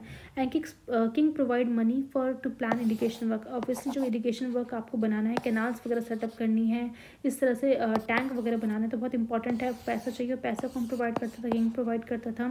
And this is possible with irrigation से पॉसिबल हो पाया था। Labour is provided by the people, जो लेबर्स वगैरह जो वहाँ पे काम करेंगे वो लोग आते थे, वहाँ पे काम करते थे। And farmers have to increase the production to pay taxes. और मेन चीज़ क्या है, अब क्योंकि राजा ने इरिगेशन की फैसिलिटी प्रोवाइड कर दिया। मेन फार्मर्स का काम क्या है कि वो उस इरिगेशन का बेस्ट से बेस्ट यूज़ करें और अपनी प्रोडक्शन को इंक्रीज़ करें, और जितना ज़्यादा प्रोडक्शन इंक्रीज़ होगा उतना ज़्यादा वो टैक्स पे कर पाएंगे। ठीक है, प्रोडक्शन इंक्रीज़ हो गया, राजा के पास अच्छा खासा रेवेन्यू आ गया। Farmers also benefit because crop production is more certain. ठीक है, क्योंकि देखो फार्मर्स को भी हेल्प मिला क्योंकि ज़्यादा से ज़्यादा क्रॉप प्रोडक्शन हो रहा था, वो ज़्यादा से ज़्यादा सेल कर पा रहे थे, और किंग को मेन क्या था, रेवेन्यू से मतलब था, वो भी रेवेन्यू उनको अच्छा खासा मिलने लग गया। तो कह सकते हैं इरीगेशन ने काफ़ी ज़्यादा इंपॉर्टेंट रोल प्ले किया था इस पर्टिकुलर टाइम पे। तो यहाँ पे बात बताई गई है कि there were at least 3 different kinds of people living in most villages in the southern and the northern parts of the subcontinent. अगर हम बात करें इन द तमिल रीजन की, तो लार्ज लैंड ओनर्स को हम वेल्लार बोलते थे, ऑर्डनरी प्लफमैन को उजावार बोला जाता था, लैंडलेस लेबर्स को जो कि इंक्लूडिंग स्लेव्स उनको हम बेसिकली कदाइसी और अधिमाई बोला करते थे। ठीक है, तो ऑलरेडी ये चीज़ें हमने अभी डिस्कस कर ही ली हैं। North part of the country के बारे में बात करें तो विलेज में जो हेडमैन हुआ करते थे उन्हें ग्राम भोजका बोलते थे। Usually man from the same family had the position of the generation, मतलब एक फैमिली का जो मेन मेल मेंबर है वो पहले आपका ग्राम भोजका है, फिर उसकी जो भी जनरेशन आ रही है तो वो इसको कैरी फॉरवर्ड करते थे। In other words the post जो थी बेसिकली हेरिडिटरी थी। Grama bhojaka was often the largest land owner था। जनरली ही हैड स्लेव अपने पास रखता था एंड हायर करता था वर्कर्स टू कल्टिवेट करने के लिए लैंड को। ठीक है, तो यानी कि जो आपका ग्राम भोजका था जो कि लार्जेस्ट लैंड ओनर था, तो वो अपने अंडर जो है बेसिकली स्लेव को रख रहा है, हायर कर रहा है वर्कर्स को ताकि वो उसके लैंड को जो है कल्टिवेट करने में मदद करे। तो beside as he was powerful था बिकॉज किंग कहीं ना कहीं often use to him to collect taxes from the villages से जो है टैक्स कलेक्ट करने में हेल्प करता था एंड फंक्शन करता था एज अ जज के फॉर्म में and sometime policeman. Apart from the grama bhojaka there were other independent farmers जिन्हें हम गृहपतिस कहते थे। Most of were they were small land owners थे, उनके पास छोटी छोटी ज़मीन होती थी बिकॉज बड़ी ज़मीन जो थी किसके पास से, आपकी ग्राम भोजका, दैट्स वाई उसको उस पर्टिकुलर विलेज का जो है बेसिकली हेड बनाए करते थे बिकॉज उसके पास लार्जेस्ट लैंड होता था। ठीक है, एंड यहाँ पे हम बात कर रहे हैं and then there were man and women such as the dasa और कर्मकारा। ठीक है, होते थे who did not own land, क्योंकि उनके पास कोई अपना खुद का लैंड नहीं था and they had to earn a living working on the field of owners by the other, यानी औरों की ज़मीनों में काम करके वो कहीं ना कहीं अपनी ज़िंदगी को मतलब लाइवलीहुड बेसिकली चलाते थे, वहाँ से कहीं ना कहीं वो अर्निंग किया करते थे। उनके पास खुद के अपनी ज़मीनें नहीं थी, उनको हम बेसिकली क्या बोलते हैं, dasa कर्मकारा।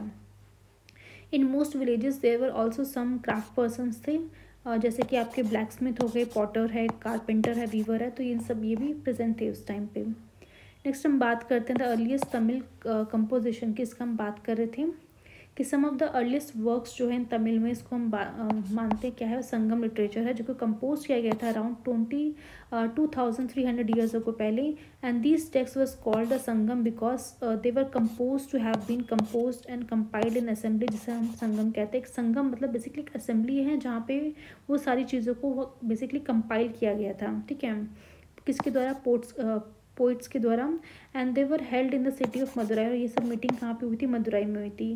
The Tamil terms mentioned above are found in the Sangam literature. Next आपको देखने को मिलेगा कॉइन्स का, जो कि हम देखते हैं पंचमार्क कॉइन्स है, ये किस तरीके से आपको इस तरीके से बारीकी से पंच किया गया है कि वो जो इस सरफेस है काफ़ी ज़्यादा आपको उठा हुआ नज़र आएगा। ठीक है, जब आप उसको टच करेंगे तो वो सरफेस काफ़ी ऐसा लगेगा कि पीछे से पंच किया गया है इस पर्टिकुलर फिगर को, एंड वो कहीं ना कहीं वो शेप आपको इस कॉइन में देखने को मिलेगी, दैट्स वाई इनको पंचमार्क कॉइन बोला जाता है। ठीक है, तो archaeologist have found several thousands of इस तरह के coins belonging to this period. जब हम बात कर रहे हैं पोस्ट मॉडर्न की, तो उस तरह के आर्कियोलॉजिस्ट को बहुत सारे कॉइन्स मिले हैं। The earliest coins which were use is about 500 years पहले यूज़ करते हैं, एंड वह पंचमार्क कॉइन्स थे, such as one shown here जिसकी हम बात कर रहे हैं। पंचमार्क कॉइन की अगर हम बात करें तो देवर जनरली रेक्टेंगुलर होते थे और समटाइम्स स्क्वायर भी होते थे, round in shape, either cut out of metal sheet से बनाए जाते थे और फिर made out of flatted metal जो होते थे ग्लोब्यूल्स, जिसको हम स्मॉल स्फेरिकल बॉडी कहते हैं, उससे बनाते थे। The coins were not inscribed but वह stamped with symbol using dies और पंचेस, यानी इंस्क्राइब नहीं था, कोई चीज़ लिखी नहीं गई थी, बल्कि वहाँ पे जो पर्टिकुलर डाइज है और फिर पंचेस है उसके थ्रू उसको स्टैम्प किया करते थे। Hence they are called punch mark coins उन्हें बोलते थे। These coins are found over most part of the subcontinent में जो है पाए गए हैं and remained in circulation till the early century common era तक भी सर्कुलेशन में थे। इतने टाइम, लंबे टाइम तक जो है इनका यूज़ किया जाता था उस टाइम पे भी। अदर मीन्स ऑफ एक्सचेंज की बात करें तो read this short poem from the Sangam collection में से एक पोएम है। यहाँ पे शो करता है कि as they carry the white paddy of their land to exchange it for the salt of another, crossing the long road in carts, though sands white as moonlight, taking whole families who hate to be left behind, the departure of the salt merchant leaves the city empty। ठीक है, तो basically ये poem है जो ये दर्शा रही है किस तरीके से जो सॉल्ट है वो प्रोड्यूस किया जाता था plentiful along the sea coast, यानी जो सी का कोस्ट है वहाँ पे आपको जो है सॉल्ट को प्रोड्यूस करते थे और किस तरीके से फिर वो ट्रेडिंग होता था विद द पैडी के साथ। ठीक है, नेक्स्ट आपका cities with many functions. Very often a single town was important for a variety of reasons. Let us look at the example of Mathura. Mathura has been an important settlement for more than 2500 years. It was important because it was located at the crossroad of two major routes जो था basically उसके crossroad पे ये available था of travel and the trade for the northwest to the east and for north and south। ठीक है, next है these were fortification around the cities. यहाँ पे देखने को मिलेगी सेवरल श्राइन्स थे। Farmers and the herders were adjoining areas provided food provide करते थे for the people in the city. Mathura was also centre where some extremely fine sculpture जो है प्रोड्यूस किए जाते थे, जो कि हमने अभी डिस्कस कर लिए हैं। Around 2000 years ago Mathura became the second capital of Kushans बन गया था। एंड पहली कैपिटल उनकी कहाँ पे थी, पेशावर में, एंड सेकेंड आप ही कह सकते हैं मथुरा में थी कुशांस की। About whom you have read Mathura was also religious centre भी था वेयर बुद्धिस्ट मोनास्ट्रीज देखने को मिलेंगी, जैन श्राइन्स थी, and it was important centre for the worship of Krishna, जैसे कि अभी हम जानते हैं। Several inscription on surface such as stone slabs statues, ये सब चीज़ें हमें मथुरा से मिली हैं। Generally these are short inscriptions थी रिकॉर्डिंग जो कहीं ना कहीं शो करता था gifts made by the men and sometimes women to the monasteries and shrines को जो गिफ्ट दिया करते थे मैन और वुमेन के द्वारा, मतलब ज़्यादातर मैन ही गिफ्ट करते थे बट समटाइम्स अगर वुमेन्स के पास था वो भी गिफ्ट किया करती थी। ठीक है, and these were made by the kings and queen's, officers, merchants and craft persons who lived in the city. For instance inscription from Mathura mention gold Smith के बारे में मेंशन किया गया है, ब्लैक स्मिथ के बारे में, वीवर्स, बास्केट मेकर्स हो गए, गार्लैंड मेकर्स, परफ्यूमर्स, तो इन सब चीज़ों के बारे में आपको इंस्क्रिप्शन में देखने को मिलेगा इनके नाम वगैरह। तो यहाँ पे बताया गया है पहला नॉर्थर्न ब्लैक पॉलिश्ड वेयर के बारे में। तो इट इज़ वेरी हार्ड, बहुत ही हार्ड थी, व्हील मेड थी, मेटालिक लुकिंग आपको देखने को मिलेगी and with a shiny black surface उसका था। The potter use to expose the earthenware to very high temperature में उसको पकाते थे in his kiln which resulted in the blackening of this outer surface. तो इतना ज़्यादा पकाते थे कि जो उसका आउटर सरफेस है काफ़ी ज़्यादा ब्लैक हो जाता था। And then a fine black slip was also applied की जाती थी उस पर्टिकुलर सरफेस पे which gave the pottery a mirror like shining, मतलब इतना चमकदार बनाते थे कहीं ना कहीं जो उस पर्टिकुलर पॉटरी को काफ़ी शाइन प्रोवाइड करता था। ठीक है, नेक्स्ट यहाँ बताया गया we also have archaeological evidence for craft के हमें आर्कोलॉजिकल एविडेंस मिले हैं। This include extremely fine pottery जिसको हम basically northern black polish ware कहते हैं। It get its name from the fact that it is generally found in the northern part of the subcontinent. तो that's why इसका जो नाम है northern इसलिए पड़ा हुआ है क्योंकि नदर्न पार्ट ऑफ सब कॉन्टिनेंट में पाया जाता है ब्लैक, बिकॉज इतना तो पकाया गया उसको भट्टी में कि वो ब्लैक कलर का हो चुका है, प्लस ब्लैक उसका सरफेस देखने को मिलेगा। ठीक है, पॉलिश्ड है काफ़ी ज़्यादा, दैट्स वाई इसका नाम नॉर्थर्न ब्लैक पॉलिश वे रखा गया है।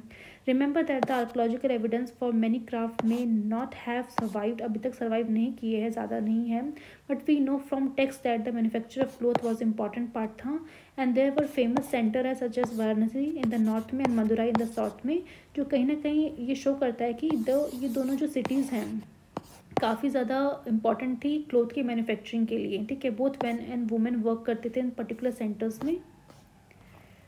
नेक्स्ट यहाँ पे बात की जा रही है रूल्स ऑफ स्पिनिंग और विविंग के क्या क्या रूल्स थे। These rules are from the Arthashastra में आपको मेंशन देखने को मिलेंगे। दे डिस्क्राइब हाउ स्पिनिंग कैसे करना है, weaving could have been done in workshop में किस तरीके से होती थी under the supervision of a special officer. So जो एक स्पेशल ऑफिसर है उस पर्टिकुलर मतलब बेसिकली मतलब शॉप में, एंड वो कहीं ना कहीं सुपरवाइज़ कर रहा है लोगों को जो वहाँ पे इसके अंडर जो काम कर रहे हैं कि भाई आपको ऐसे करना है वैसे करना है। मतलब ऐसा नहीं है कि मतलब इस तरह से अगर सुपरवाइज़ कर रहे हो तो कहीं ना कहीं आप बेस्ट क्वालिटी के प्रोडक्ट कहीं ना कहीं आप बना रहे हो ना। बिकॉज अगर सुपरवाइजेशन नहीं होता, इस तरीके से ऑफिशियल्स वहाँ पे नहीं होते, तो लोग अपने हिसाब से बनाते और अपने हिसाब से उसको बेचते। बट यहाँ पे देखने को मिलेगा प्रॉपर रूल्स एंड रेगुलेशन के हिसाब से जो है ये सब काम किया जाता था। नेक्स्ट आपको देखने को मिलेगा विडोज़ हैं, यंग वुमेन है हु आर डिफरेंटली एबल्ड है, नन्स है, मदर्स ऑफ कोर्टिसंस है, रिटायर्ड वुमेन है, सर्वेंट्स ऑफ द की, women who have been retired from service in the temple, जो रिटायर हो चुके हैं, they have been use for processing wool, bark, cotton, hemp and flax, इन सब के लिए इन सबको यूज़ किया जाता था। दे शुड बी पेड, उनको पे किया जाता था according to the quality and the quantity of work, यानी किसने अच्छी क्वालिटी का काम किया उन्होंने, कितनी मात्रा में उन्होंने वो प्रोडक्ट बनाया उसके हिसाब से उनको पैसे मिलते थे। And women who are not permitted to leave their homes can send maid servant to bring the raw material from the subcontinent and take the finished work back to him.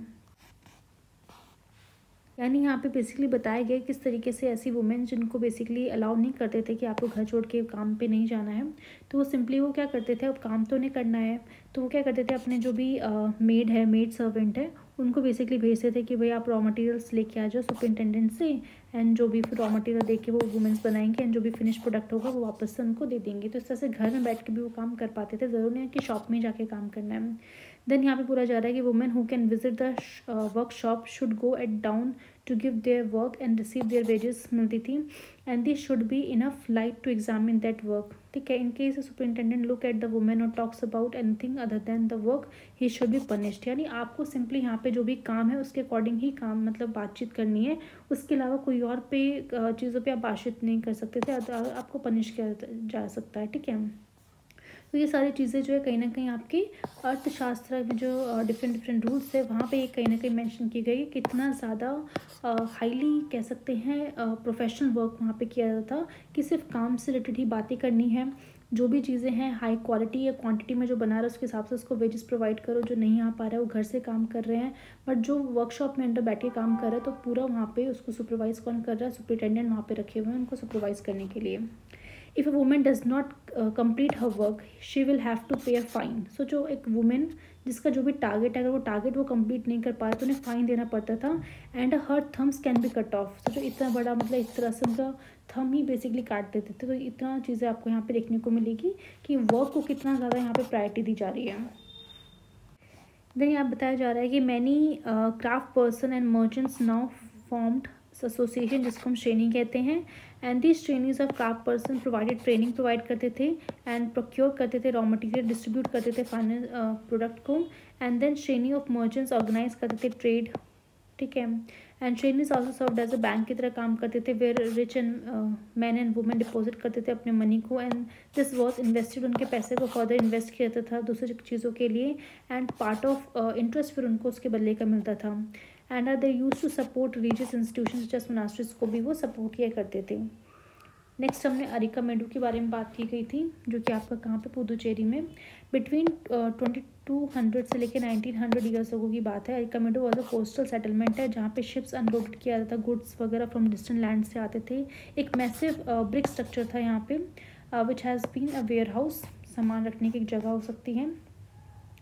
ठीक है, अदर फाइंड्स इंक्लूड पॉटरी यहाँ पे मिली है from the Mediterranean reason से, such as amphorae जो कि tall double handed jars that contain liquid such as wine or oil, and stamped red glazed pottery मिली है जिसको हम एरिटाइन वेयर कहते हैं, which was named after a city of Italy, and this was made by the pressing wet clay into a stamped mold, उसके through बनाई जाती हैं। There was yet another kind of pottery which was made locally, बनाई जाती थी, दो Roman design were used वहाँ पे देखने को मिलेगा, and Roman lamps where gems was also been found at particular site में हमें देखने को मिले हैं। नेक्स्ट है the small tanks have been found that were probably use किए थे डाइंग करने के लिए, use to dye the cloth, and there is plenty of evidence है for making beads from semi precious stone glasses से किस तरीके से बीड्स बनाई जाती है वो कहीं ना कहीं उसके एविडेंस हमें आपको देखने को मिलेंगे। नेक्स्ट है account of by the Greek sailor the story of Barygaza, जिसको ग्रीक नेम फॉर बरूच। ठीक है, बरूच का बेसिकली ग्रीक नेम क्या है, बरीगाजा। तो यहाँ पे आपको देखने को मिलेगा the gulf is very narrow था एट बरी गाजा में बताया गया है, and it very hard to navigate for those coming from the C.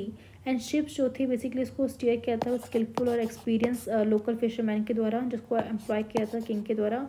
Imports की अगर बात करें तो wine, copper, tin, lead, coral, topaz, cloth है, गोल्ड एंड सिल्वर कॉइन्स यहाँ पे इम्पोर्ट होते थे।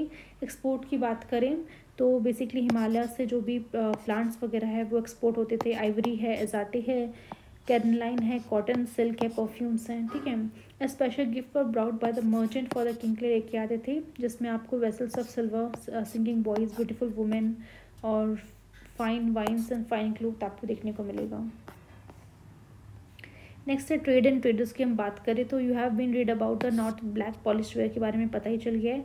This fine pottery specially bowls and plates were found from several archaeological sites जो है throughout the subcontinent में आपको देखने को मिले हैं।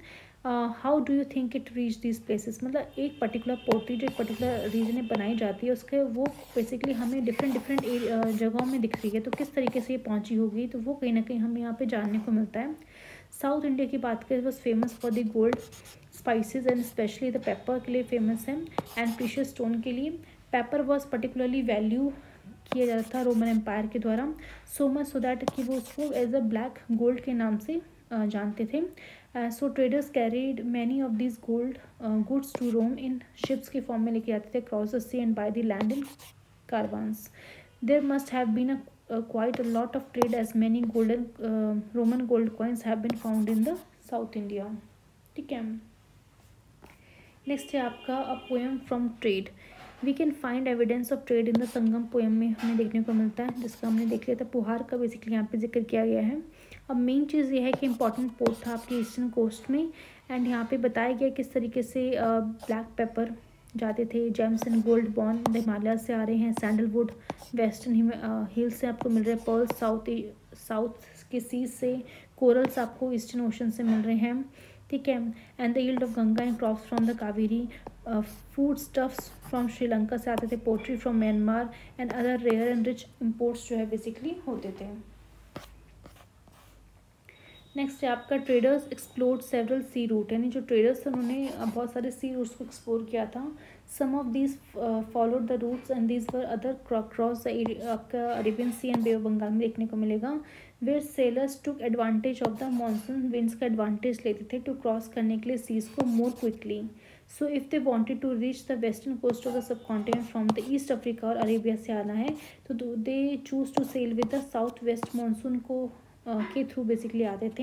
एंड स्टडली शिप्स जो थी had to build for this long journey, यानी काफ़ी मजबूत और अच्छी क्वालिटी के शिप्स जो है कहीं ना कहीं बनाते थे ताकि वो लॉन्ग जर्नी जो ट्रैवल कर पाएँ, खासकर जब वो इस पर्टिकुलर एरिया से आ रहे हैं, ईस्टर्न अफ्रीका से अरेबिया में आ रहे हैं, तो काफ़ी लंबा रूट उनको लेना पड़ रहा है। नेक्स्ट यहाँ पे हम बात करते हैं new kingdoms along the coast. The southern half of the subcontinent is marked by a long coast line आपको देखने को मिलेगी, जहाँ पे कुछ हिल्स है, प्लेट्यूज हैं, रिवर वैलीज है। Amongst the river valleys that of Kaveri is the most fertile आपको देखने को मिलेगी, कावेरी काफ़ी ज़्यादा फर्टाइल है। Chief and the kings who control the river valley जो कंट्रोल करते हैं and the coast became the rich and powerful, ठीक है। यानी साउथ में ऐसा माना जाता है कि वो किंग जिसके पास कहीं ना कहीं कंट्रोल है इन रिवर वैलीज का, इन कोस्ट का, वो अपने आप में काफ़ी ज़्यादा रिच है, पावरफुल है, ठीक है। Sangam poem mention the Muvendar, this is a Tamil word है मीनिंग द थ्री चीफ, मतलब माना जाता है तीन चीफ, मतलब it is use head of three ruling families के बारे में बात की जा रही है, चोला, चेरा, पांड्यास के बारे में, ठीक है। Who became powerful in the south India में पावरफुल थे अराउंड 2300 ईयर्स अगो पहले, ठीक है। Each of the three chiefs की बात करें had the two power centres town, one एक आपका इनलैंड में देखने को मिलेगा, दूसरा आपका कोस्ट में। Of the 6 cities 2 were very important, इसमें से पुहार और कावेरीपट्टनम जो कि पोर्ट था चोलास का, एंड मदुराई जो कि कैपिटल थी पांड्यास की। चीफ की अगर बात करें तो ये टैक्स वगैरह रेगुलर टैक्स कलेक्ट नहीं करते थे, इंस्टेड दे डिमांडेड करते थे, रिसीव करते थे गिफ्ट फ्रॉम द पीपल से। They also went on military expedition में जाते थे, ठीक है, एंड वहाँ से उन्हें कुछ ना कुछ सामान मिल गया, एंड कलेक्ट करते थे tribute from the neighbouring area से भी, ठीक है। They kept some of the wealth and distribute the rest of the, मतलब कुछ चीज़ें अपने पास रखते थे वेल्थ को और बाकी वो डिस्ट्रीब्यूट करते थे अपने सपोर्टर्स को, अपने फैमिली मेम्बर्स को, सोल्जर्स को और पोइट को। मैनी पोइट्स जो थे whose composition are found in the Sangam collection में देखने को मिलता है। And compose poem in praise of chief, यानी चीफ की तारीफें भी आपको यहाँ पे कहीं ना कहीं देखने को मिलेगी कि इस राजा ने ये सब किया, बिकॉज ऑलरेडी राजन को इतना सब कुछ दे रहा था तो राजा के बारे में कुछ ना कुछ चीज़ें मैंशन करते थे कि किस तरीके से राजा ने उन्हें रिवॉर्ड किया है। Some precious stone, gold, horses, elephant, chariots and fine cloth. Around 200 years later a dynasty known as the Satavahana became powerful, आपको देखने को मिलेगा वेस्ट इंडिया में। And the most important ruler of the Satavahana की कौन है? Gautamiputra Shri Satakarni. And we know about him from an inscription composed on behalf of his mother. Gautami Balashri ने बनाया है। He and other Satavahana rulers were known as the lords of the Dakshinapatha. जितने भी Satavahana rulers आए थे उनको लॉर्ड ऑफ दक्षिणीपथ कहा जाता था। Literally the route leading to the south, यानी जो रूट है साउथ की तरफ जो रूट जा रहा है उसको लीड करने का कहीं ना कहीं काम था सतवाहनास का, उनको लीड किया करते थे। Which was also use as the name for the entire southern region के लिए। He sent his army to the eastern, western and south coast में भी उन्होंने अपनी आर्मीज को भेजा था। नेक्स्ट यहाँ पे बात की जा रही है silk route and the Kushan की। तो सम किंग्स ट्राई टू, कुछ ऐसे किंग्स थे जो ट्राई करना कंट्रोल करना चाहते थे large portion of the route को। This was because they could benefit from the tax का बेनिफिट यहाँ पे मिल रहा है, ट्रिब्यूट मिल रहा है, गिफ्ट मिल रहा है, जो कि कौन ट्रेडर्स के द्वारा लाया जाता था। They were travelling along the route, जो भी उस पर्टिकुलर रूट में ट्रैवलिंग कर रहे तो वो पर्टिकुलर ट्रेडर्स जो थे उन राजा के लिए इस तरह के ट्रिब्यूट्स लाया करते थे। In return they often protected the traders, and राजा जो थे उन ट्रेडर्स को प्रोटेक्ट करते थे। Who pass through the kingdoms from attack by the robbers. The best known of the rulers were who controlled the silk route were the Kushanas थे, यानी उन्होंने काफ़ी अच्छा तरीके से इसको कंट्रोल करके रख रखा था।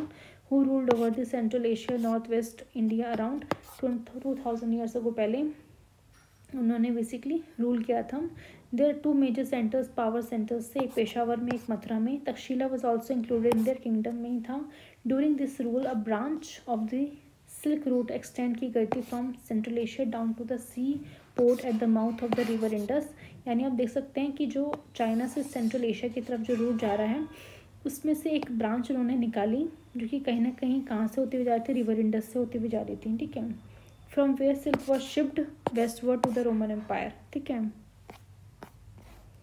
तो यहाँ पे पर्टिकुलर ये चैप्टर हमारा फिनिश हो जाता है। तो आई होप बहुत सी चीज़ें तो ऑलरेडी हमने डिस्कस कर ली थी टाइमलाइन के थ्रू ही, बट यहाँ पे हमने फर्दर जो भी चीज़ें थी डिटेल में वो हमने देख ली हैं। एंड आई एम श्योर आपको एनसीईआरटी में जो भी चीज़ें लिखी हुई हैं वो आपको अच्छे से समझ में आ गई होंगी। कोई भी डाउट हो तो आप प्लीज़ शेयर कीजिएगा ताकि हम उस डाउट को जल्दी से जल्दी सॉल्व कर सकें। बाकी ये जो चीज़ें आप पढ़ रहे हैं यहाँ पे, जितनी भी डायनेस्टीज़ के बारे में पढ़िए, तो अभी एनसीईआरटी में इसके बारे में आपको बहुत कम देखने को मिलेगा, तो उससे परेशान बिल्कुल नहीं होना है। लेटर ऑन जब हम बड़ी जो बाकी क्लासेस की जो बुक्स हैं वगैरह हम पढ़ेंगे 7th 8th वगैरह की, तो वहाँ पे इन चीज़ों को फर्दर डिस्कस करेंगे। एंड लेटर ऑन जैसे हमारा 6th से लेकर 12th क्लास की जो एनसीईआरटीज़ हैं, ठीक है, जो हमने बेसिकली रखा हुआ है, जैसे वो फिनिश हो जाएंगी तो उसके बाद जो बाकी जो स्टैंडर्ड बुक्स हैं, चाहे वो आपका पूनम दलाल हो, ठीक है, स्पेक्ट्रम मॉडर्न के लिए स्पेक्ट्रम हो, तो ये सब चीज़ें भी ऑलरेडी हम कवर करेंगे ताकि आपका जो भी बेस्ट से बेस्ट कंटेंट जो है आपका प्रिपेयर हो जाए हिस्ट्री का, सो दैट आपको कहीं और से पढ़ने की फिर ज़रूरत ना पड़े। बस आपका काम की चीज़ों को रिवाइज करना है अच्छे से, ताकि ज़्यादा से ज़्यादा चीज़ें यहाँ फैक्ट्स वगैरह को लर्न कर पाऊँ जो भी एग्ज़ाम के लिए इम्पॉर्टेंट है, ठीक है। सो आज के लिए इतना ही। थैंक्स टू ऑल कि आप सब यहाँ पे आए, एंड आई एम श्योर आपको कुछ ना कुछ यहाँ पे नया सीखने को मिला होगा। बाकी चीज़ें हम नेक्स्ट चैप्टर हम नेक्स्ट वीडियो में कवर करेंगे। Okay then bye.